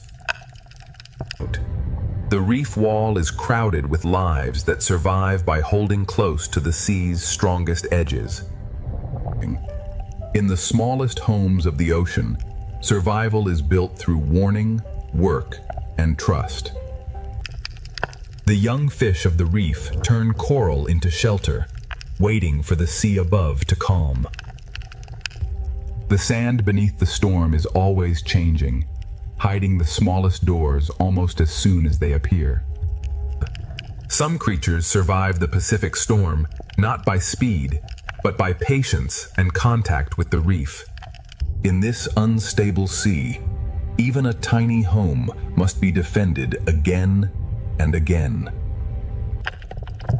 Under the ledge, the reef becomes a shared shelter for lives that would never gather in calm water. Inside the storm-dark reef, patience and shelter become as powerful as movement. The storm brings food through the reef, but every chance to feed is surrounded by danger. The octopus moves only when the current allows, reading the storm through every touch. The octopus survives by reading every pulse of the sea through the stone beneath it. The storm brings risk into the sea, but it also sends food through every protected hollow. Within the same shelter, the reef holds fear, patience, hunger, and protection. Beneath the Pacific Superstorm, every creature becomes part of one living system shaped by the sea. Beneath the Pacific Superstorm, the reef endures because every hidden life has found a way to belong to the moving sea. The first descent continues, and the Pacific leads us from shelter into another hidden passage beneath the storm. The Pacific Reef continues to hold its life close as the storm keeps pressing through the sea. Beyond the sheltered basin, the Pacific Ocean becomes restless again, forcing every creature to choose its path. For the smallest fish, the safest world is the one too narrow for danger to enter. Here, the storm is felt not as thunder, but as moving sand and shifting pressure. The reef wall becomes a crowded shelter, each small surface holding another life against the storm. For the smallest reef walkers, the sea becomes a force to hold against. The seafloor beneath the storm is never fixed. It changes with every breath of the ocean. In rough water, the school survives by becoming one shape moving through the sea. In the smallest shelter, teamwork becomes a defense against the moving sea. Under the ledge, many small lives share the same thin line of safety.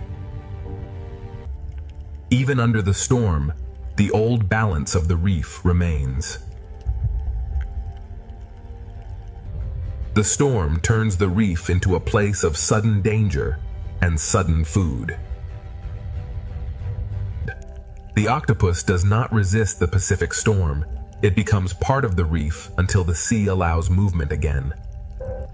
The storm sends danger through the ocean, but it also carries food into hidden places. The octopus waits inside the reef, changing with the sea instead of fighting it. Inside the same reef, hunger and shelter wait side by side. Beneath the Pacific Superstorm, every hidden life is connected by the same moving water. Beneath the Pacific Superstorm, the reef remains alive, because every hidden creature has found shelter inside the moving ocean. The first descent continues, and deeper beneath the storm, the Pacific hides still more lives waiting in the dark. The Pacific Reef keeps drawing its life inward, turning every chamber into protection beneath the storm. In the storm-dark sea, camouflage becomes a quiet shield against both current and danger. When the open sea becomes unstable, the smallest gaps in the reef become the safest world. The reef wall holds its secrets tightly, giving each small creature a place to endure. Some lives endure by letting the ocean cover them. The reef becomes shelter, anchor, and warning system all at once. Beneath the storm, even the sand becomes a moving shelter and a moving threat. The storm brings chaos into the sea, but within chaos, food appears. In this hidden corner of the ocean, survival is built through shared warning and careful work. Under the ledge, different lives share one shelter, because the moving sea leaves no room for pride. The safest path through the storm is the one written by the reef itself. Inside the rock, the octopus becomes another shadow of the Pacific Reef. The octopus survives by becoming part of the reef until the sea gives permission to move. Predators wait, prey hide, and the storm moves between them. Beneath the Pacific Superstorm, every life is part of the same underwater struggle. The first descent continues, and beyond the reef valley, the Pacific begins to reveal a deeper hidden world. Beneath the Pacific Superstorm, the coral chamber becomes one living refuge, holding every hidden life inside the moving ocean. The storm changes the light, but life beneath it never stops. Every turn is answered by thousands, and the school becomes one moving body.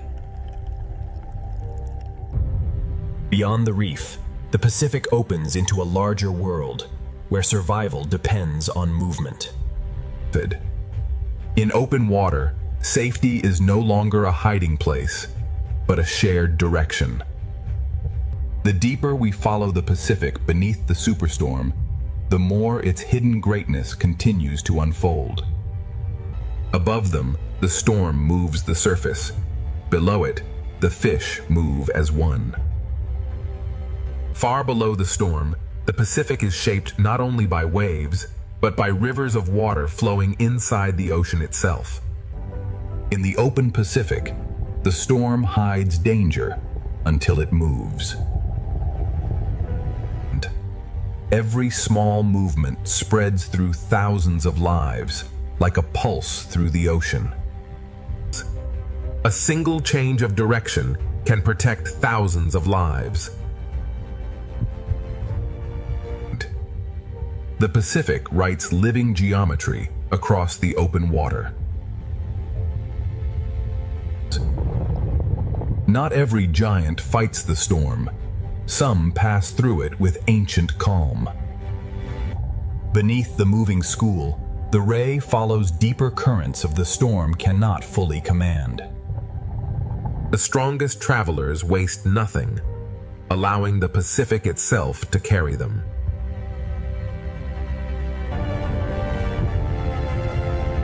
In the open sea, every creature reads the storm differently.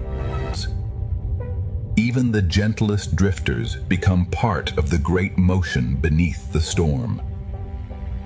Far from the reef, the Pacific reveals predators that travel with the rhythm of the sea rather than the violence of the storm. The Pacific gathers giants not in one place, but across every depth. The school becomes a floating sky beneath the storming sea. The strongest hunters conserve energy, letting the ocean work with them instead of against them. And many hunters follow the same current, each searching without disturbing the balance of the sea.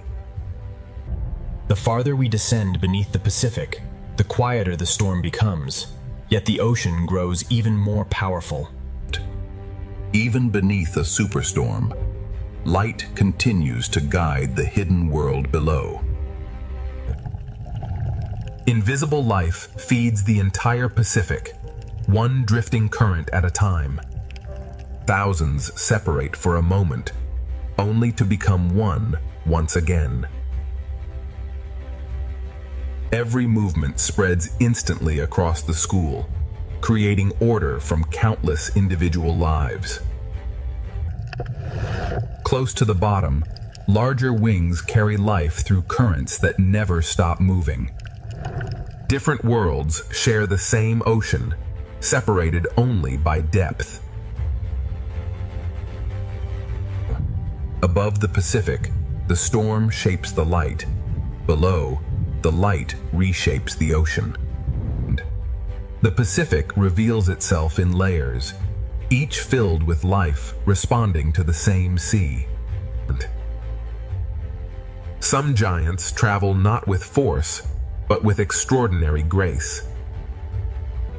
Beyond these waters, even greater travelers of the Pacific are already approaching. The Pacific rewards patience, allowing the largest gentle giants to thrive on the smallest drifting life. Far from the reef, the Pacific becomes an endless highway of movement. Every depth of the Pacific carries its own travelers moving in opposite directions. Order survives because every individual responds to the same invisible current. Even the softest creatures become part of the Pacific's immense design. The Pacific Ocean is not one habitat, but countless living worlds stacked together beneath the storm. The storm changes the light, but not the discipline of the sea. Beyond the last blue light, the Pacific still guards a world that few eyes have ever seen. Power in the Pacific often arrives without speed or noise. The Pacific now leaves the familiar world behind and begins its descent into silence.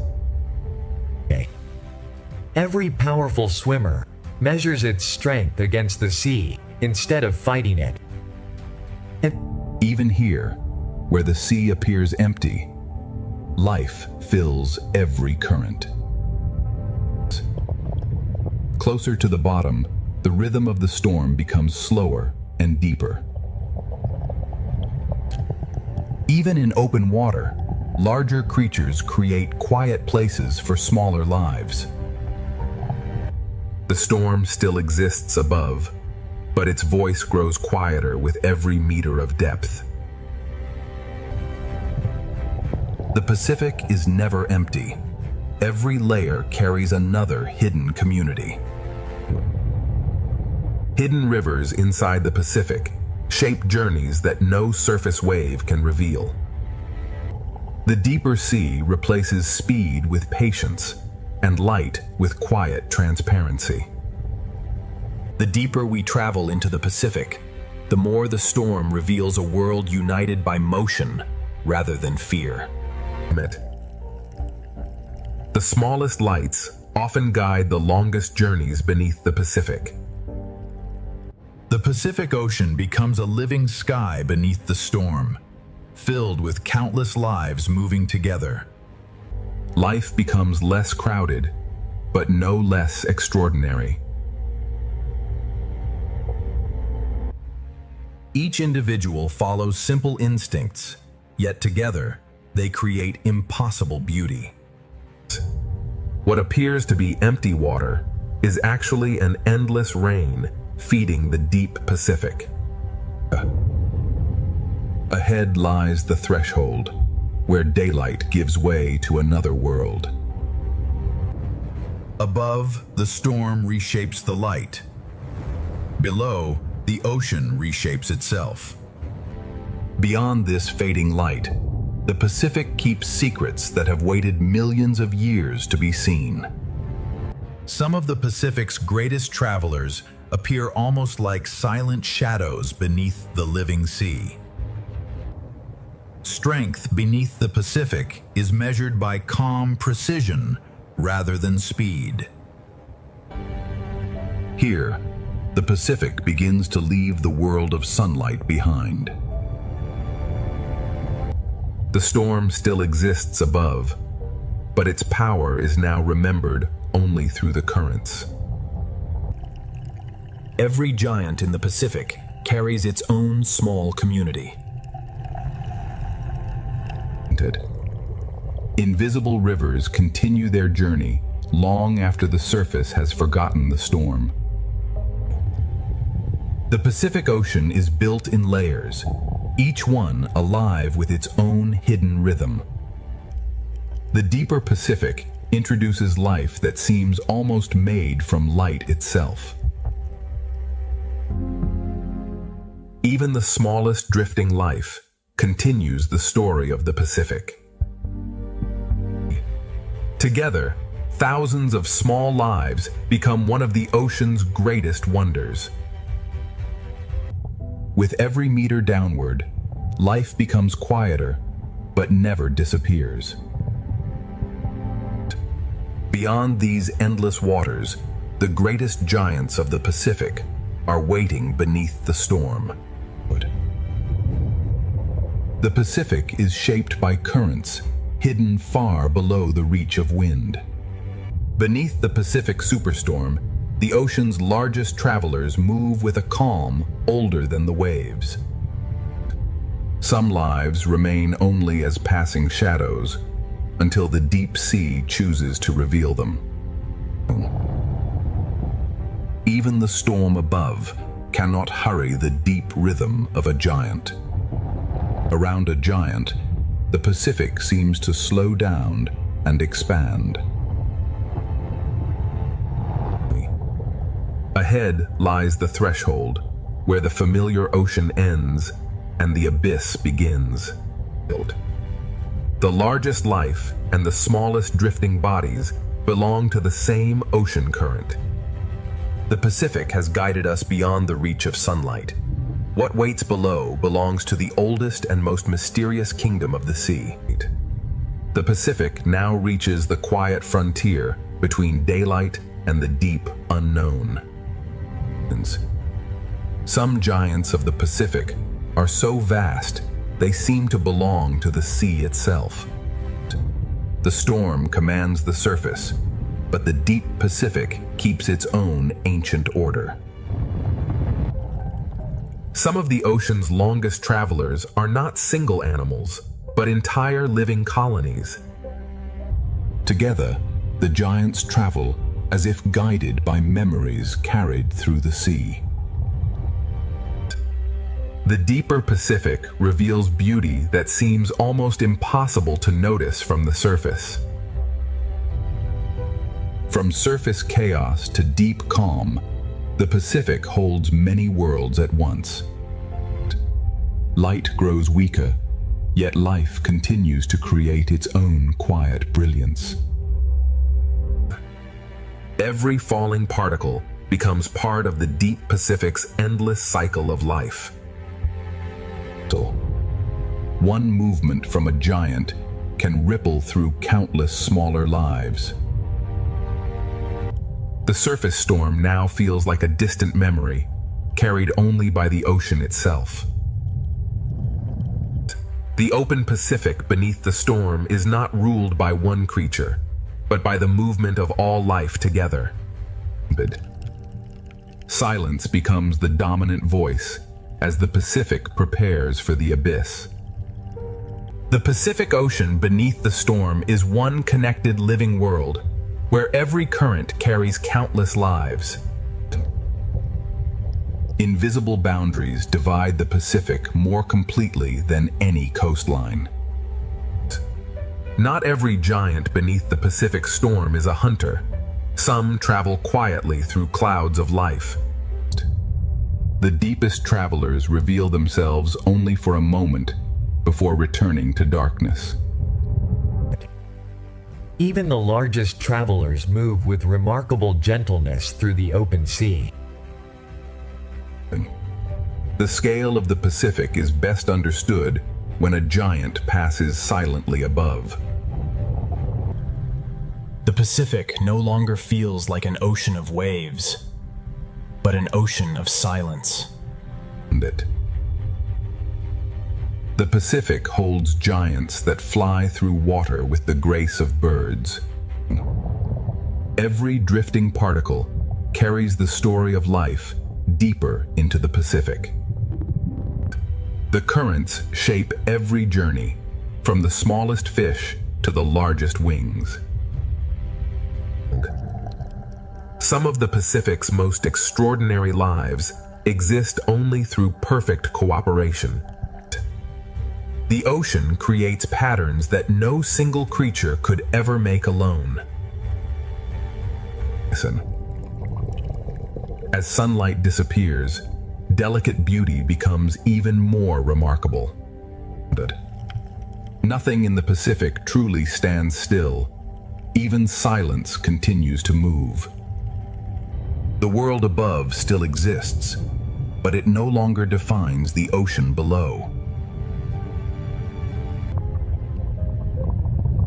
The Pacific is sculpted by rivers hidden inside the sea. The farther we descend, the more every living shape becomes a rare discovery. The deepest Pacific reveals itself only through brief glimpses and patient observation. Now the Pacific opens the door to the deepest realm, where life has evolved beyond the reach of the sun. The Pacific Ocean now reaches the threshold where sunlight surrenders completely to the deep sea. Even in apparent emptiness, the Pacific Ocean is constantly nourishing life. The strongest rivers of the Pacific Ocean are hidden beneath its surface. Some of the sea's most delicate creatures shine brightest where daylight almost disappears. Cooperation becomes one of the oldest survival strategies in the Pacific Ocean. The storm above has become only a memory carried by the sea. The deeper the Pacific Ocean becomes, the more precious every living encounter feels. The Pacific Ocean never reveals all of its inhabitants at once. Beyond this final darkness, the Pacific Ocean enters a kingdom illuminated not by the sun, but by life itself. For the first time, the Pacific Ocean is no longer illuminated by the sky above, but by the life within it. Everything that falls from the upper sea becomes the beginning of another world. The deepest Pacific Ocean is shaped by currents that never meet the wind. The storm above has finally disappeared, but the ocean continues its ancient journey. The deepest ocean transforms fragile bodies into living constellations. The Pacific Abyss resembles a universe where every falling particle supports unseen life. Some giants of the deep move so slowly, they seem detached from time itself. Even in darkness, the Pacific Ocean remains full of movement. In the deep Pacific, communication is written with light rather than sound. Every flash of light carries meaning in the endless darkness. The deeper Pacific Ocean reveals a civilization of light hidden beneath the storm. The Pacific Ocean becomes darker, yet life becomes even more extraordinary. Some of the Pacific's oldest legends begin with creatures that rarely meet the light. The deep Pacific rewards patience with glimpses of remarkable life. Even the darkness of the Pacific Ocean is filled with gentle light. Many deep-sea fish disappear by matching the light above them. The Pacific Ocean hides its greatest wonders inside perfect silence. Some deep-sea travelers appear almost unreal until they move. The Pacific Abyss creates beauty from darkness rather than sunlight. Every light in the Pacific may belong to a creature we have never fully seen. The Pacific Ocean has only begun revealing the astonishing life hidden beneath its deepest waters. Deeper still, the Pacific Ocean begins to reveal creatures shaped by darkness itself. Some hunters in the deep Pacific survive by waiting in perfect stillness. In the abyss, patience can be as powerful as speed. Small lights travel together through the deep, turning darkness into direction. Transparency becomes another way to disappear in the Pacific abyss. In this world, light can attract, warn, confuse, or conceal. Every flash in the deep Pacific may be a message written for survival. The abyss is not empty darkness. It is a slow ballet of fragile bodies. Every depth of the Pacific has its own rules, its own lights, and its own hidden lives.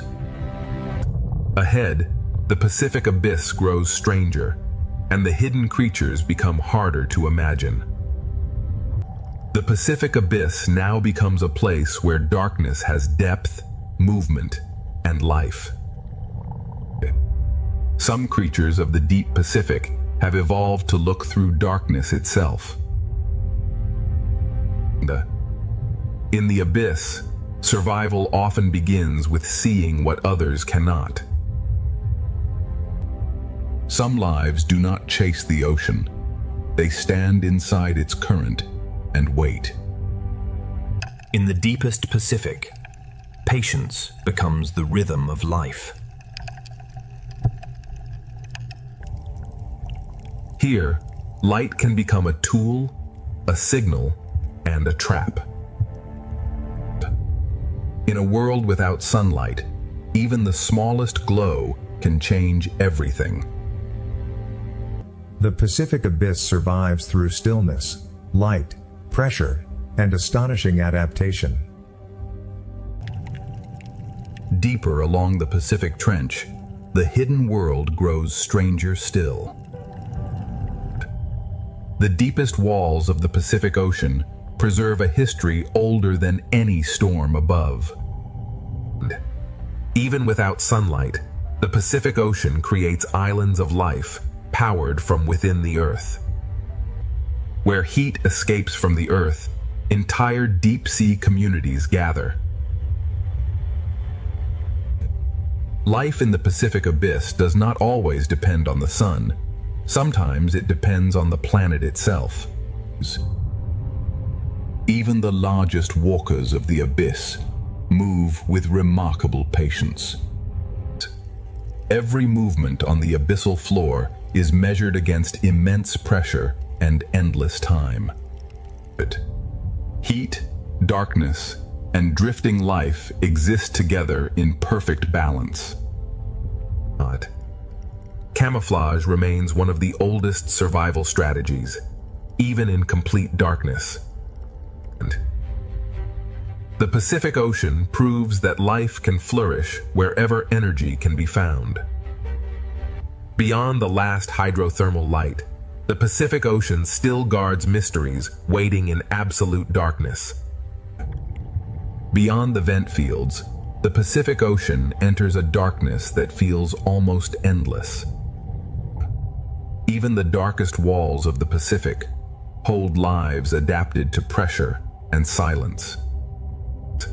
In the abyss, camouflage is not color alone, but shape, patience, and stillness. Every movement here is slow because the deep Pacific wastes nothing. What falls from above becomes a feast for those waiting below. The abyssal floor survives through patience, recycling, and the endless rain of the sea. Above the trench floor, hunters write their presence with light. The deep Pacific is a world where danger and beauty often share the same glow. Far beneath the Pacific storm, the abyss is not empty. It is a hidden system of survival. Deeper in the Pacific Trench, the hidden world grows quieter, stranger, and even more ancient. The deeper basin of the Pacific Ocean holds life so quiet it almost becomes part of the darkness. Here, survival is built from patience and the endless rain from the upper ocean. Even the smallest reach matters in the deep Pacific.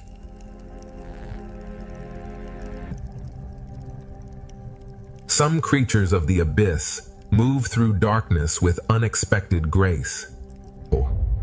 The deep sea rewards slow movement, careful energy, and perfect balance.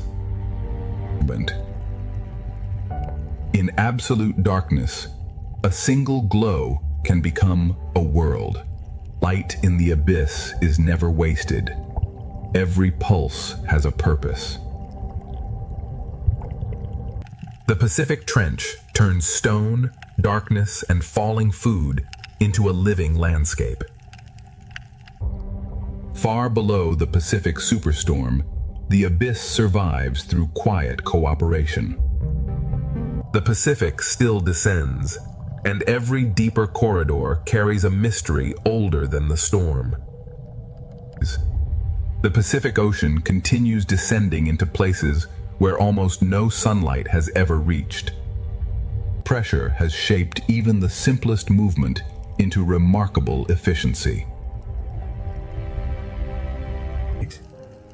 Even the smallest inhabitants reshape the life surrounding the Pacific Trench. Some creatures of the Pacific become almost invisible, except for the light they choose to reveal. Transparency becomes one of the greatest disguises in the deep sea. The Pacific Ocean feeds countless lives simply by allowing the currents to flow.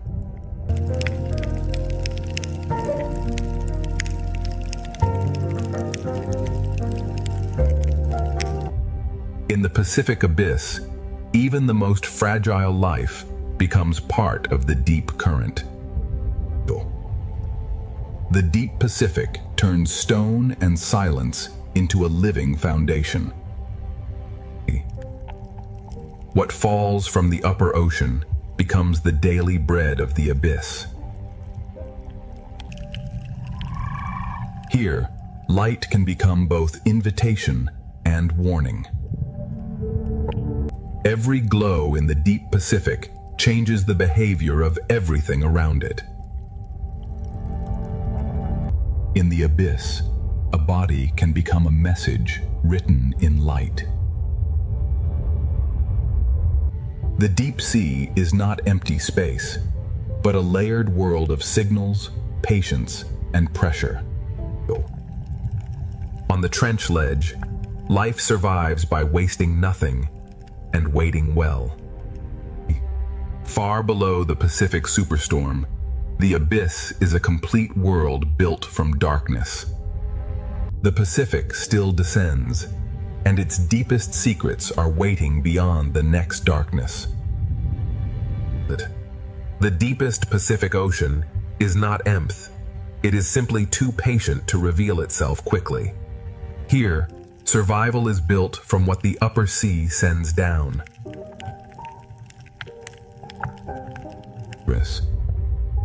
In this darkness, even a single reaching arm can gather life from the current.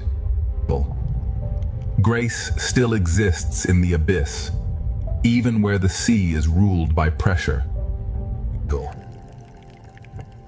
Every creature here moves as if the deep sea has taught it economy. In the Pacific Abyss, a single glow can become an entire landscape. Light here is never decoration, it is survival. The deepest Pacific writes messages in brief flashes no surface creature can read. Far below the Pacific superstorm, darkness becomes an ecosystem. The storm above is gone from sight, but the Pacific still leads us deeper into its oldest darkness. The deeper Pacific Ocean now feels almost motionless, yet every particle is still part of life. What falls from the upper sea becomes the foundation of survival below.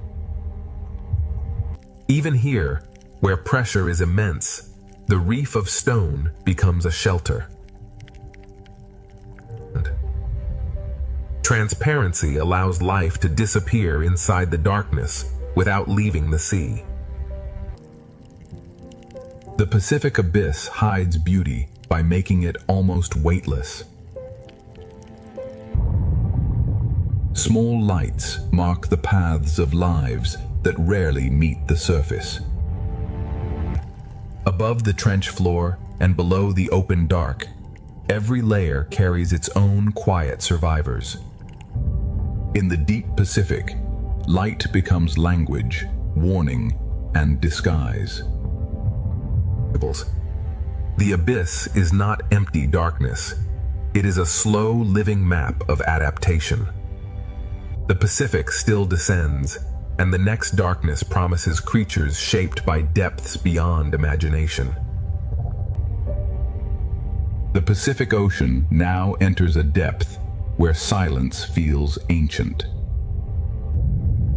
On the deepest shelves, life survives by using every fragment the sea delivers. The abyssal floor is a world of slow work and endless recycling.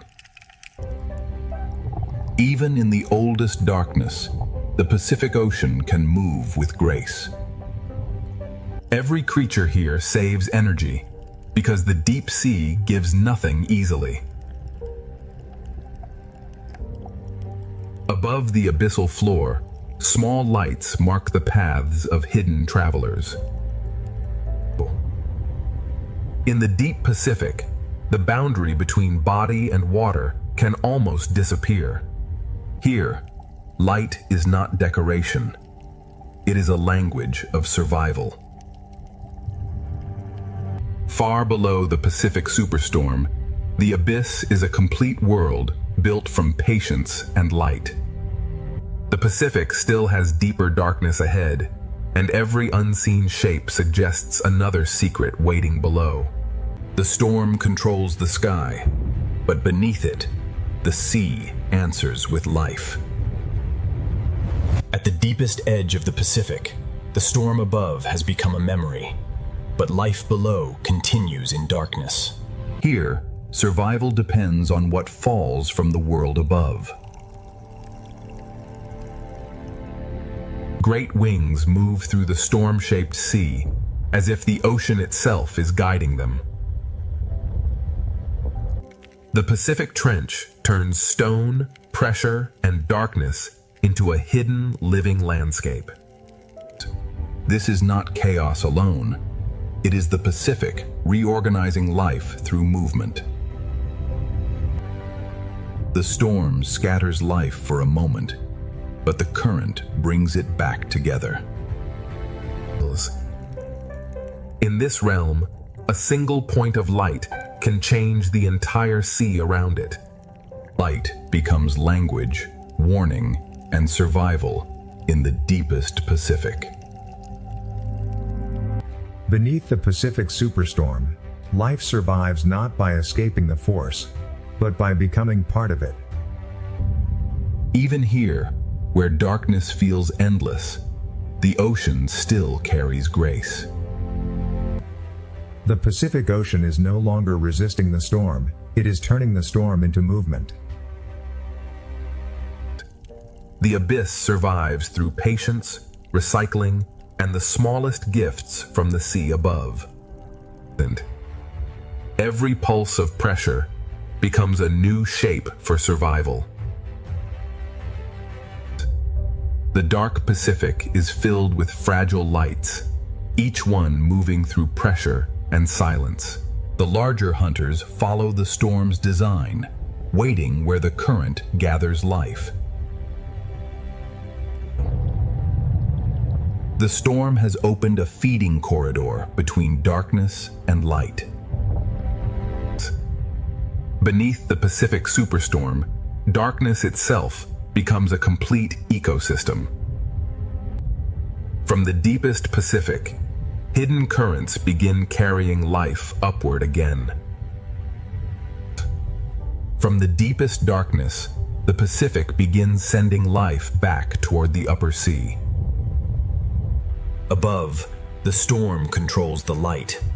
Below, life turns that light into direction.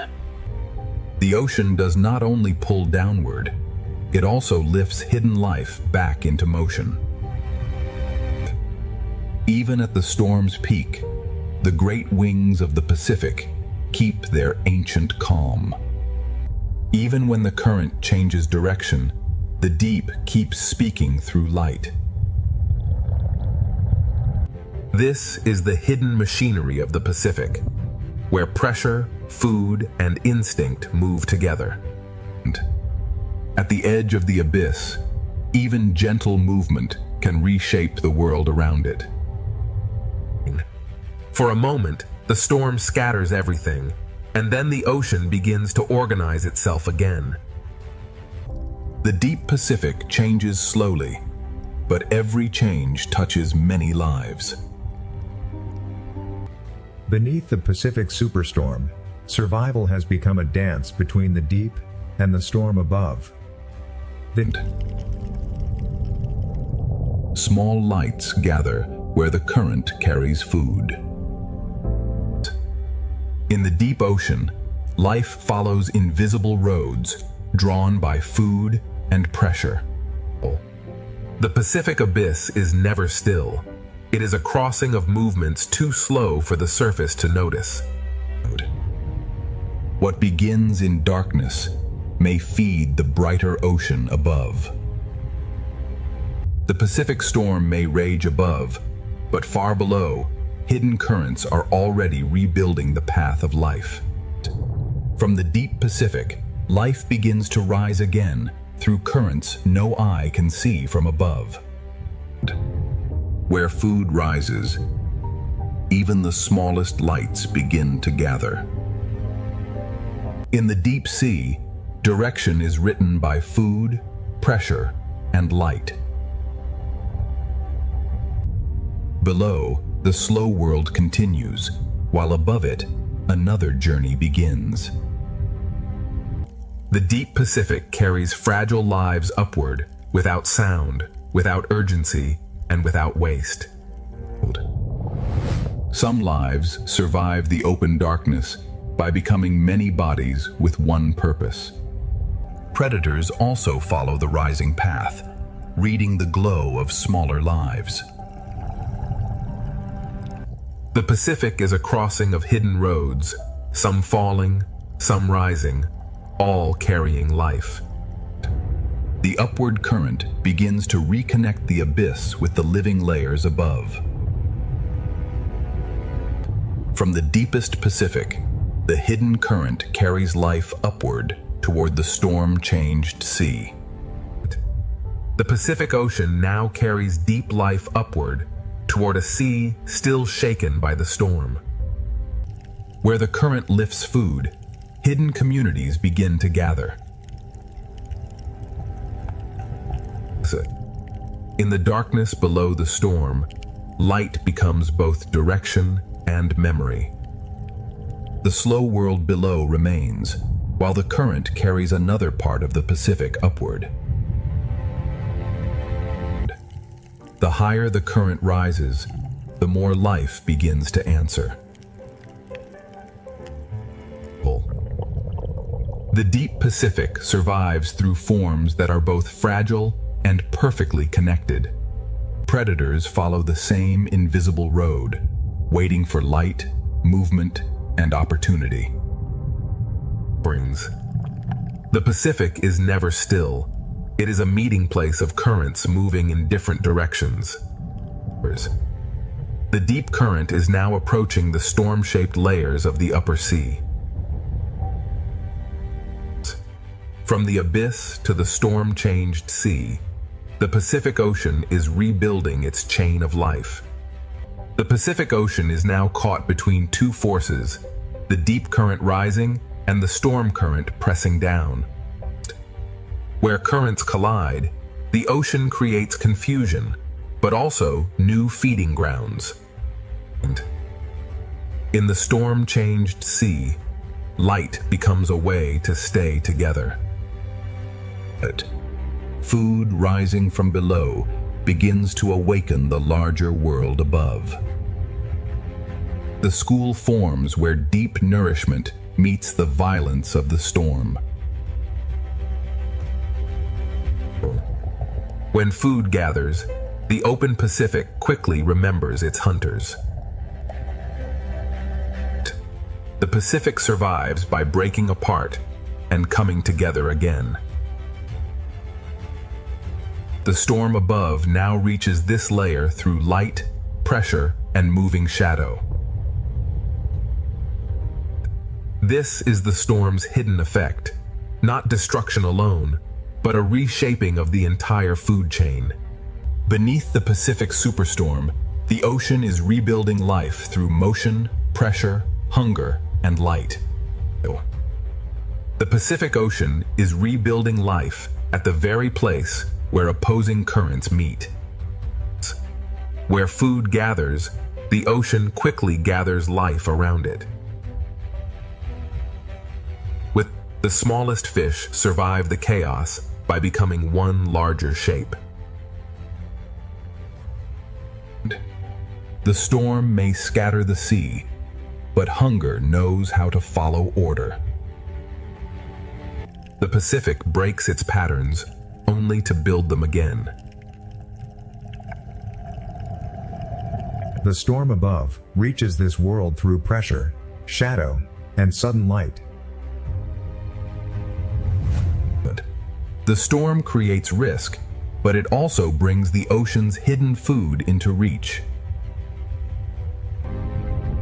Every change in the current becomes a new shape for survival. This is the Pacific's hidden response to the storm, a food chain rebuilt in motion.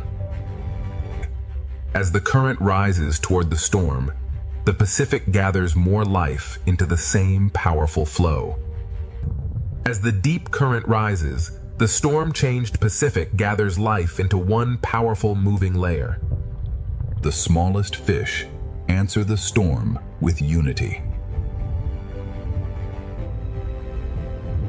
Where food gathers, the larger travelers follow with quiet precision. The Pacific keeps reshaping life, breaking one pattern and building another.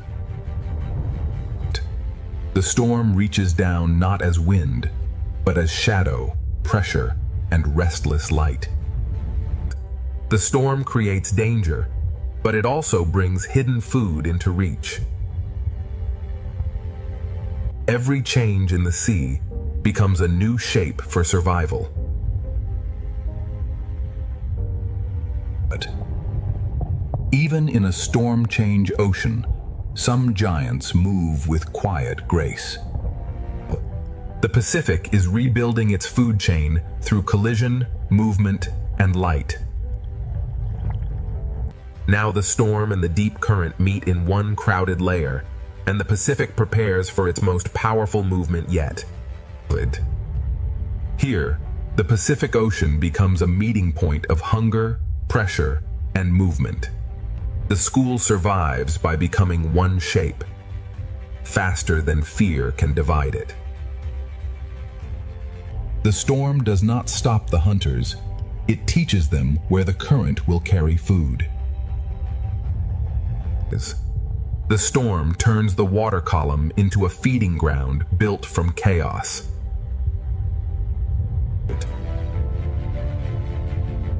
Every surge writes a new shape across the living Pacific.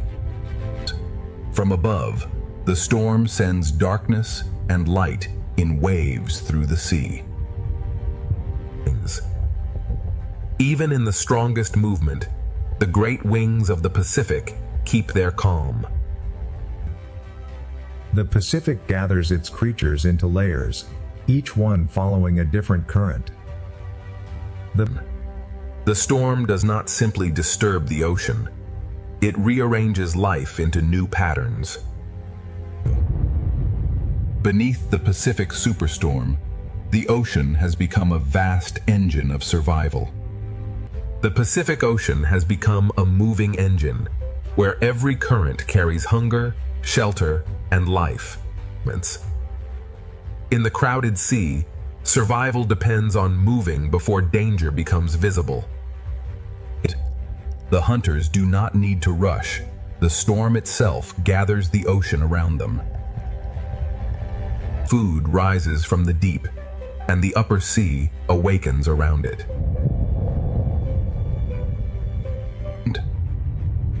The Pacific keeps rewriting the shape of life with every surge.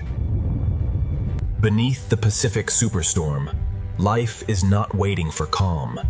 It is learning to move with the storm. The Pacific Ocean is not waiting for the storm to end. It is learning how to live inside it. 1,000 small decisions become one living shield. The hunters follow the rhythm of the current, not the chaos of the storm. The storm opens brief windows of food, and the ocean rushes to answer. Every current redraws the map, and every school becomes a moving answer. The storm controls the light, but life controls its response. In the strongest movement, some giants survive by becoming calm itself. The Pacific becomes one vast exchange of food, movement, and survival. The storm breaks the ocean apart, and the ocean builds itself again. Beneath the Pacific superstorm, survival is no longer stillness. It is the power to move with everything. The Pacific Ocean is now moving in every direction, yet life continues to find rhythm inside the force. And when pressure increases, the smallest lives answer by becoming stronger together. The hunters wait for the ocean to create opportunity.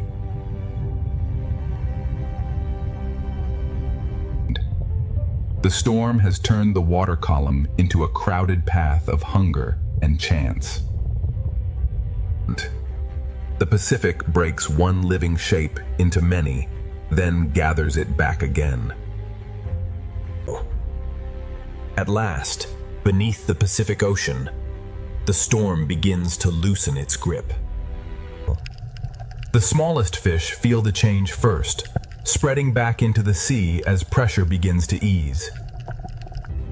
As the storm weakens, hunger no longer gathers every creature into the same narrow path.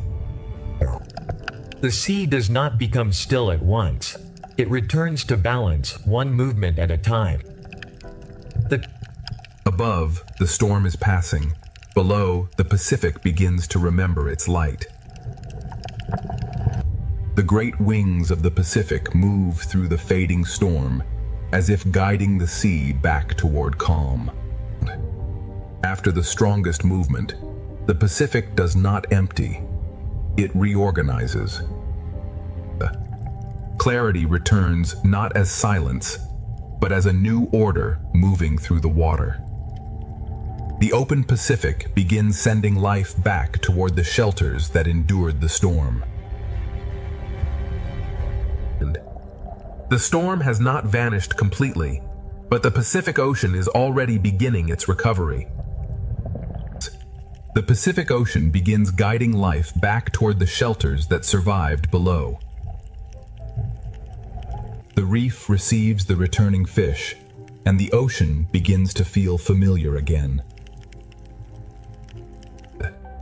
The smallest survivors return first, testing the water one cautious movement at a time. The reef did not escape the storm, but it held on long enough for balance to return. On the seafloor, the smallest homes are rebuilt, grain by grain. The same shelters that protected life now become doorways back into the open reef. The Pacific Ocean does not return to peace all at once. It softens one current at a time. Those that waited in darkness begin to move again as the reef opens. Even after the storm, the reef keeps its old boundaries between caution and hunger. The Pacific Ocean is still changing, but the reef has begun to breathe again. The Pacific Ocean begins to reveal what the storm could not take away. Fear loosens slowly, and the smallest fish begin to reclaim the reef. Every surface of the reef begins working again in the returning calm.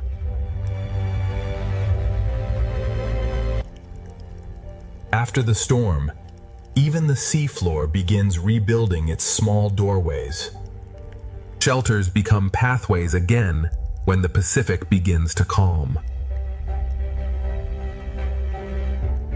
The light returns softly, and with it, the reef remembers its rhythm. Those who endured in stillness now return to movement. The open sea and the reef begin reconnecting after the storm. The Pacific Ocean is still moving, but the violence has begun to leave the light. After the superstorm, the Pacific does not begin again from nothing. It continues from everything that survived. Everything that survived the storm now becomes part of the Pacific Ocean's recovery. The smallest fish return to the reef slowly, carrying the first signs of calm. The reef begins working again through thousands of quiet movements. Even the smallest homes beneath the sea are rebuilt with patience. The shelters of the storm now become pathways back into the open reef. Life that waited in darkness now moves again through returning light. The reef and the open Pacific begin sharing life again. The storm has passed through the light, leaving the ocean clearer than before. Recovery is not silence. It is the return of every rhythm that belongs to the sea. Beneath the Pacific Ocean, the storm has become memory, and life continues forward. The Pacific Ocean does not forget the storm, but it has already begun moving beyond it. The smallest lives return first, trusting the reef one movement at a time. Every small movement shows that the reef is alive again. After the storm, even the sand remembers how to hold life. The shelters that protected life now open back into the sea. Those that endured in darkness now return to the colors of the reef. The reef and the open Pacific begin sharing the same calm current again. The storm has passed through the light, and the Pacific begins to shine again. Recovery is not a single moment. It is the return of every rhythm that belongs to the ocean. Beneath the Pacific Ocean, the storm has ended its strongest chapter, but life continues writing the next one. The Pacific Ocean continues forward, carrying the memory of the storm inside a calmer sea. The smallest survivors now move with a new confidence across the reef. The reef recovers through thousands of quiet actions too small to see from above. Even the seafloor begins to rebuild its order after the storm. The places that once held fear now become pathways back into life. The reef's hidden survivors return to motion as the Pacific light comes back. The reef and the open Pacific begin to breathe together again. The violence has left the light, but the light still remembers the storm. The Pacific Ocean heals through rhythm, not stillness. After the Pacific superstorm, life does not simply survive, it begins to spread again.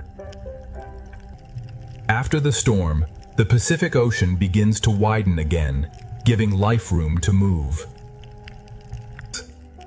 The reef's smallest workers return quietly, repairing the world without sound. Every hidden corner begins to work again as the Pacific settles. The storm changed the sand, but life has already begun writing new paths across it. Food still moves through the water, but now the sea carries it with softness. Those that waded through darkness now return to color, motion, and choice. The reef and the open Pacific reconnect through every returning school. The sky above has calmed, and the Pacific begins to glow from within. The Pacific Ocean recovers not by standing still, but by restoring every living rhythm. The storm has passed, but the Pacific Ocean carries its lesson forward in every current. The Pacific Ocean carries the memory of the storm, but life now moves with calm purpose. What once became shelter now becomes a place of movement again. The reef returns through thousands of quiet acts of survival.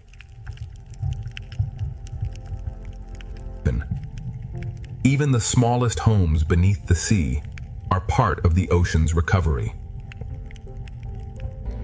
The same currents that once brought pressure now carry food and light.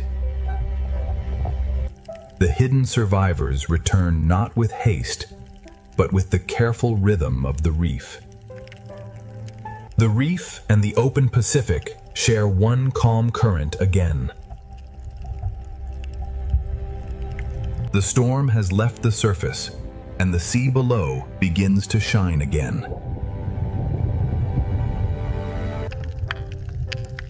Recovery is the ocean, remembering every rhythm that kept it alive. The Pacific Ocean has endured the superstorm, and now every current carries life forward. After the storm, the Pacific Ocean does not pause. It carries life onward through every gentle current. The reef's recovery begins in small movements, repeated thousands of times. What held firm beneath pressure now becomes part of the ocean's renewal. Even the smallest doorway beneath the sea becomes a sign that life has continued. The same ocean that brought danger now carries food, light, and renewal. The hidden survivors return to the open reef, carrying the memory of stillness into motion. The reef and the open Pacific reconnect through movement shared by every returning school. The light that returns after the storm feels deeper because the sea has endured darkness. The Pacific Ocean heals by returning each life to its place within the whole. The superstorm has passed, but the Pacific Ocean remains alive, connected, and endlessly moving forward. The Pacific Ocean moves forward, not by forgetting the storm, but by carrying life beyond it. The reef's smallest lives return quietly, and their movement becomes the first sign of renewal. Every hidden corner that endured the storm now helps rebuild the whole reef. Even the smallest shelter beneath the sea becomes proof that life has continued. The same current that once carried pressure now carries food, light, and recovery. Those that survived by hiding now return to color, movement, and choice. The reef and the open Pacific reconnect through every returning path of life. The Pacific light returns softer now, carrying the memory of everything the sea endured. The Pacific Ocean heals by placing every surviving life back into motion. The storm has passed through the Pacific Ocean, but life beneath the sea has answered with endurance. The Pacific Ocean has endured the storm, and beneath the sea, life has answered with resilience. Every small survivor becomes part of the reef's recovery. Even the smallest homes beneath the Pacific are part of the ocean's renewal. The current that once carried danger now carries food, light, and life forward. Those that survived in hiding now return to color, motion, and the open reef.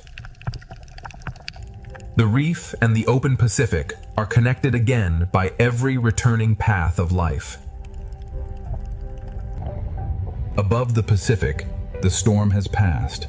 Below it, the sea continues breathing. The Pacific Ocean heals not by becoming still, but by restoring every rhythm that belongs to life. From the storm above to the abyss below, every part of the Pacific has carried this story of survival. The superstorm has ended, but the Pacific Ocean remains alive, ancient, connected, and endlessly moving forward. Around every giant, smaller lives find shelter, direction, and rhythm. Above the endless ocean, the greatest lives of the sea begin to reveal a hidden world below. The first wonder of the sea is scale, a silent giant moving beneath a world of light. Now the journey leaves the sky behind and follows life into the sea. Beneath the surface, the ocean becomes a cathedral of blue light, motion, and life. Every movement from the largest life in the ocean sends a quiet rhythm through the sea. From below, the ocean reveals its true scale, where giants move like shadows of another world. The giant leads us away from the surface and toward the hidden colors of the sea. As the giants fade into the blue, the reef begins to rise like a living city beneath the ocean. The sea paints with motion, and every fish becomes part of the living color. An ancient traveler crosses the reef, carrying the quiet memory of the sea. Every path through the ocean is shaped by patience, current, and light. The reef is not still scenery. It is an ocean city constantly at work. Even the sand beneath the sea is filled with quiet signs of life. Together, small lives create patterns that make the ocean feel endless. Inside the school, the sea becomes pure motion, carrying us deeper into the reef. The school becomes a pathway, leading us farther into the ocean's hidden architecture. Every tower of coral is a crowded ocean neighborhood, built by life over time. Color here is not decoration, it is the language of the reef. The reef holds secret spaces where the ocean slows down and becomes quiet.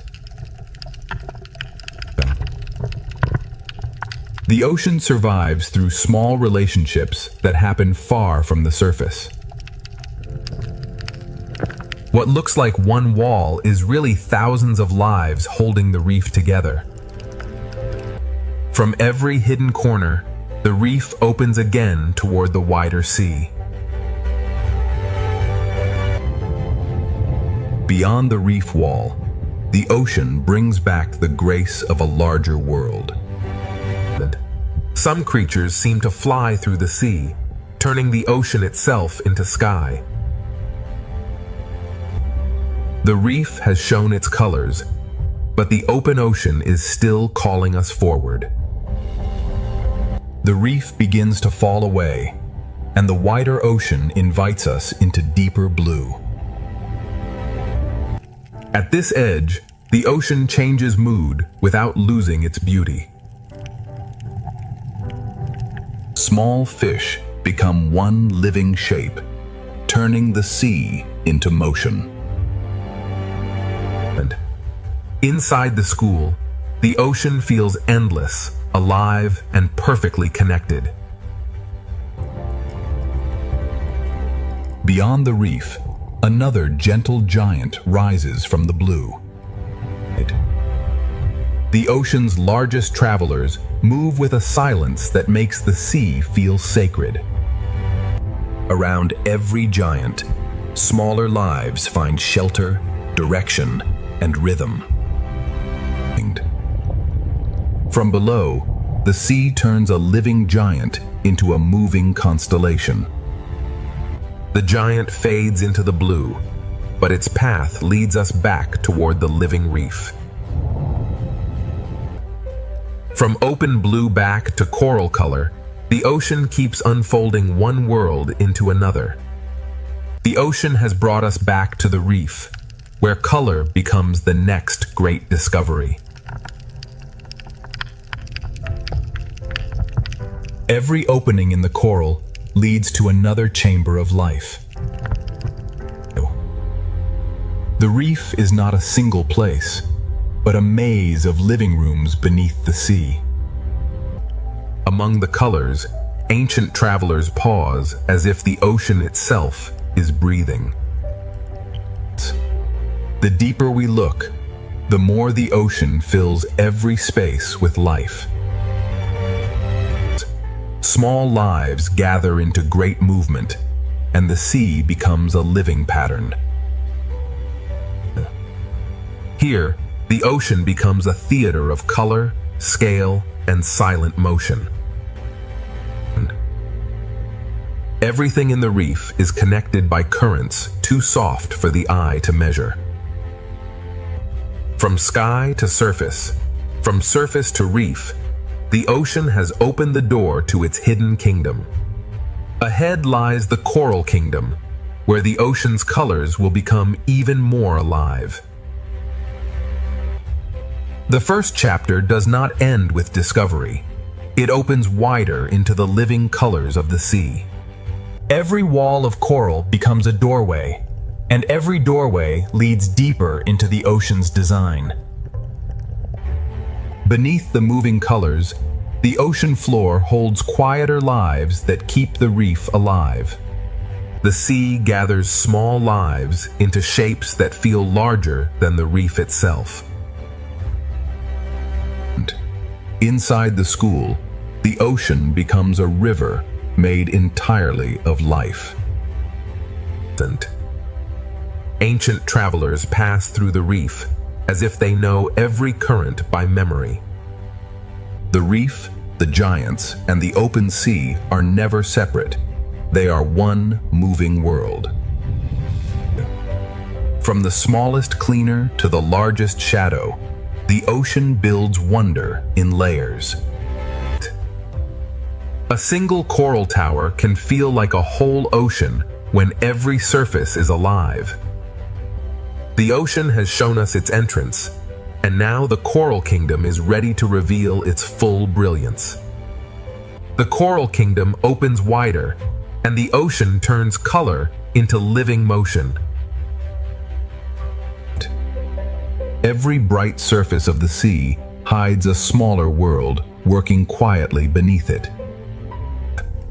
The deeper we follow one small life, the larger the ocean becomes.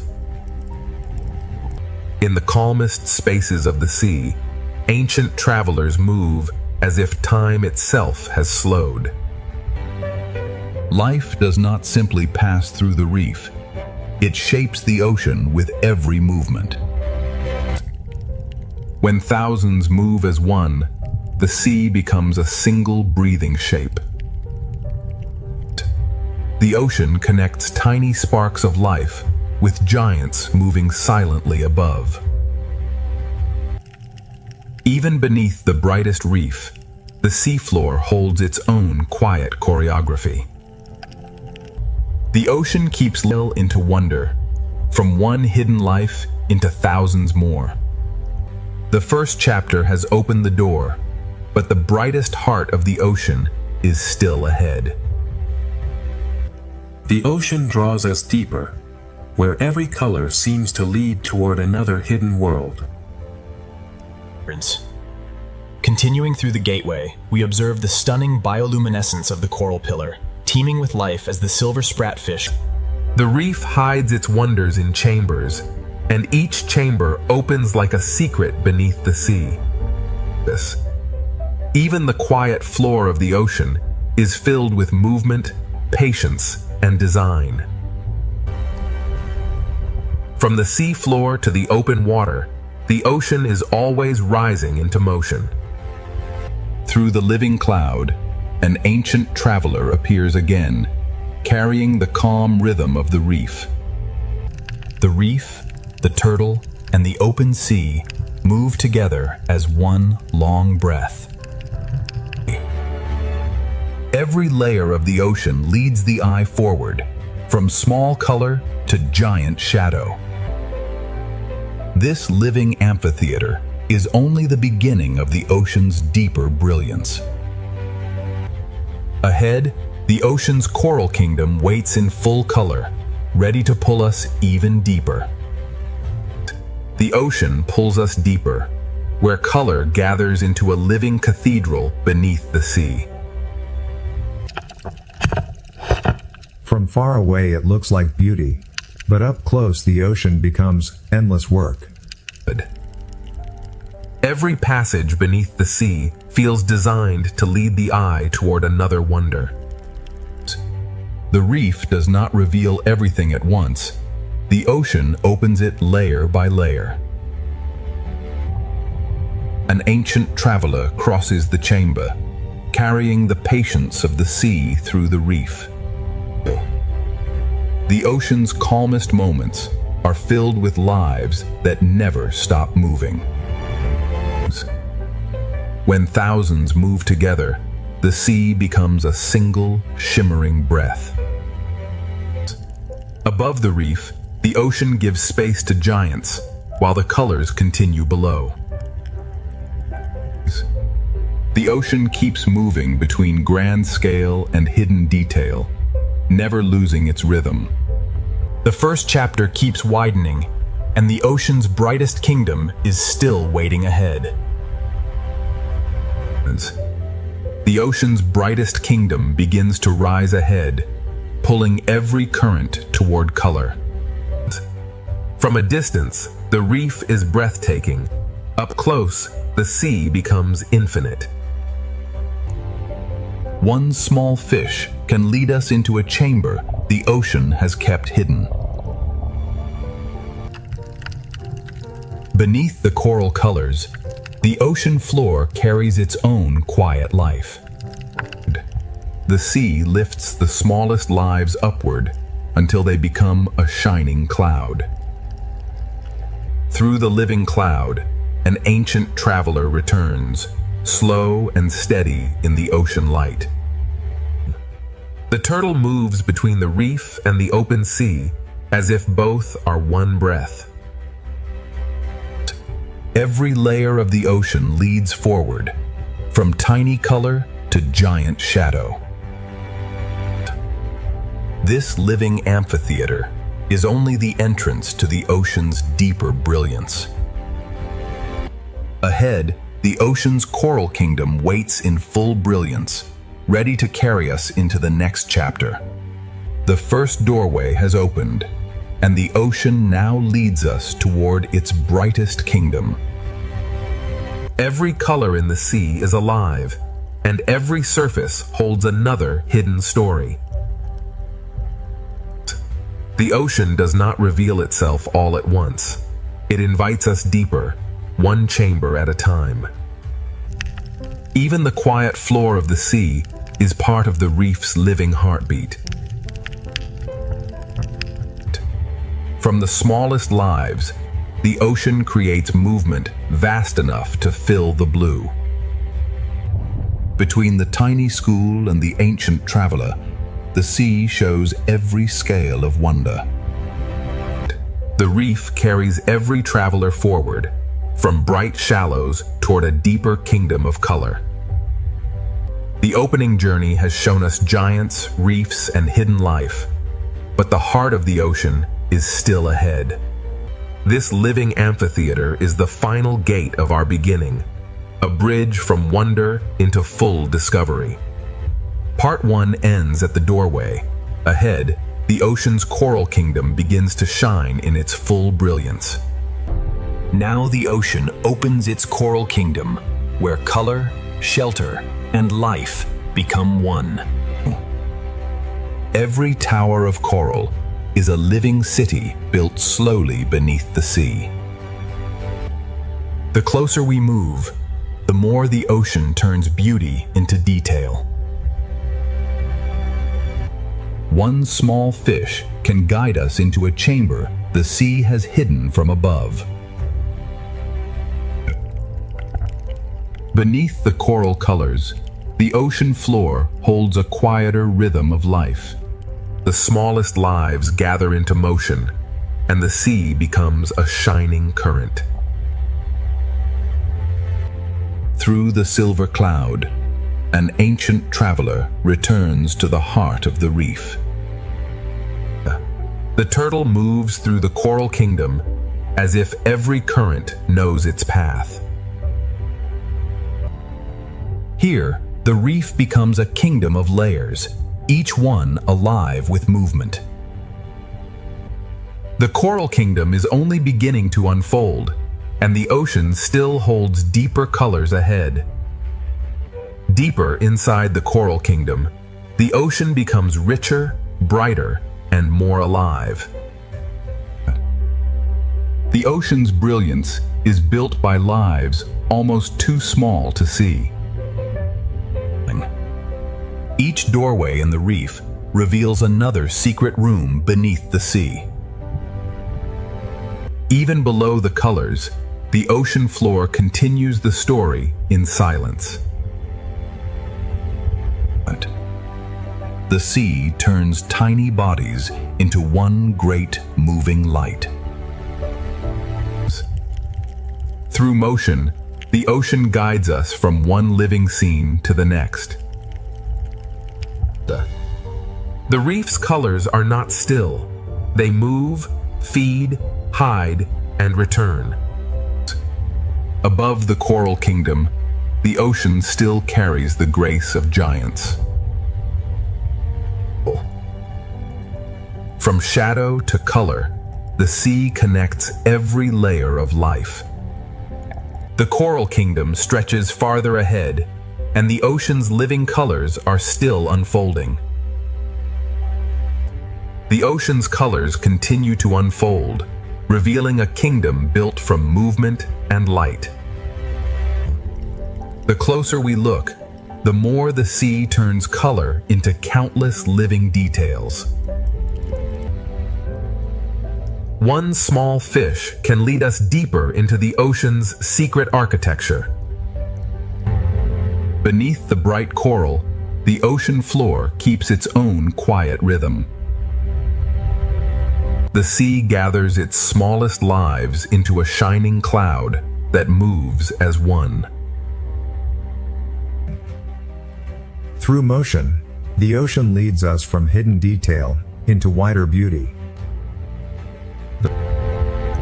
Every current in the reef carries color, food, shelter, and direction. Above the reef, the ocean still makes space for giants moving in silence. The shadow of a giant passes over thousands of smaller lives, all connected by the same sea. The coral kingdom keeps expanding, and the ocean still has more hidden chambers to reveal.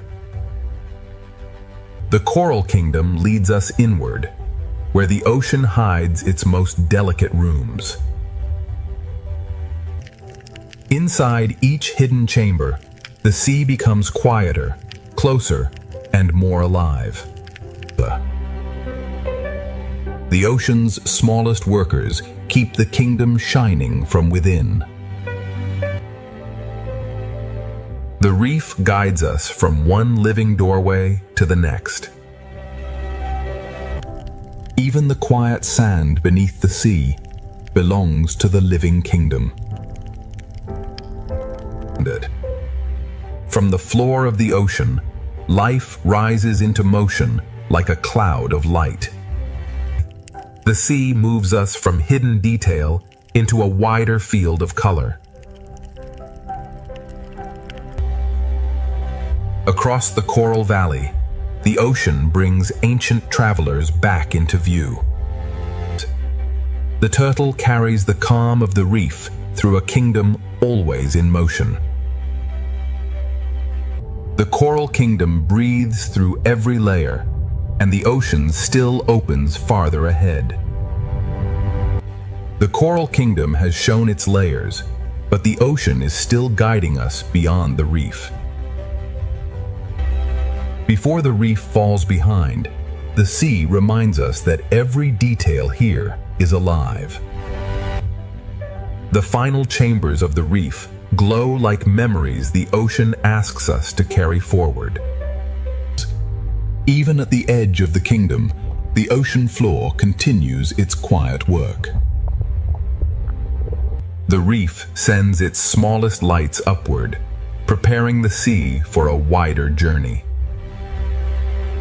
Beyond the colors of the coral kingdom, the open sea begins to call again.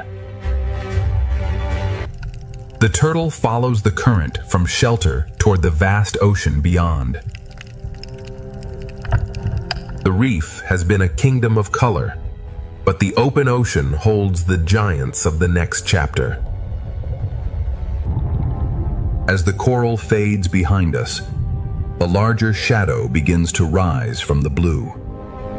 Part 2 leaves the coral kingdom behind, and ahead, the open ocean reveals its gentle giants. Before the giants fully appear, the reef sends one final wave of life into the open sea. The coral kingdom does not end suddenly. It fades slowly into the wider ocean. Even at the edge of the reef, the seafloor continues its quiet choreography. The reef lifts its smallest lights into the blue, as if preparing the ocean for something larger. The turtle becomes our guide from the colored reef into the calm blue distance. Behind us, color. Ahead, scale. Between them, the ocean carries every life forward. The open ocean begins to replace the reef with space, silence, and enormous grace. At this boundary, the coral kingdom becomes memory, and the sea ahead becomes possibility. The reef releases us gently, letting the current carry us toward the giants. Part 2 closes as the coral kingdom fades, and ahead, The open ocean prepares to reveal its gentle giants. The reef falls behind like a memory, and the ocean ahead begins to grow larger. Beyond the coral kingdom, the sea becomes quieter, wider, and filled with expectation. Even where the reef begins to disappear, the ocean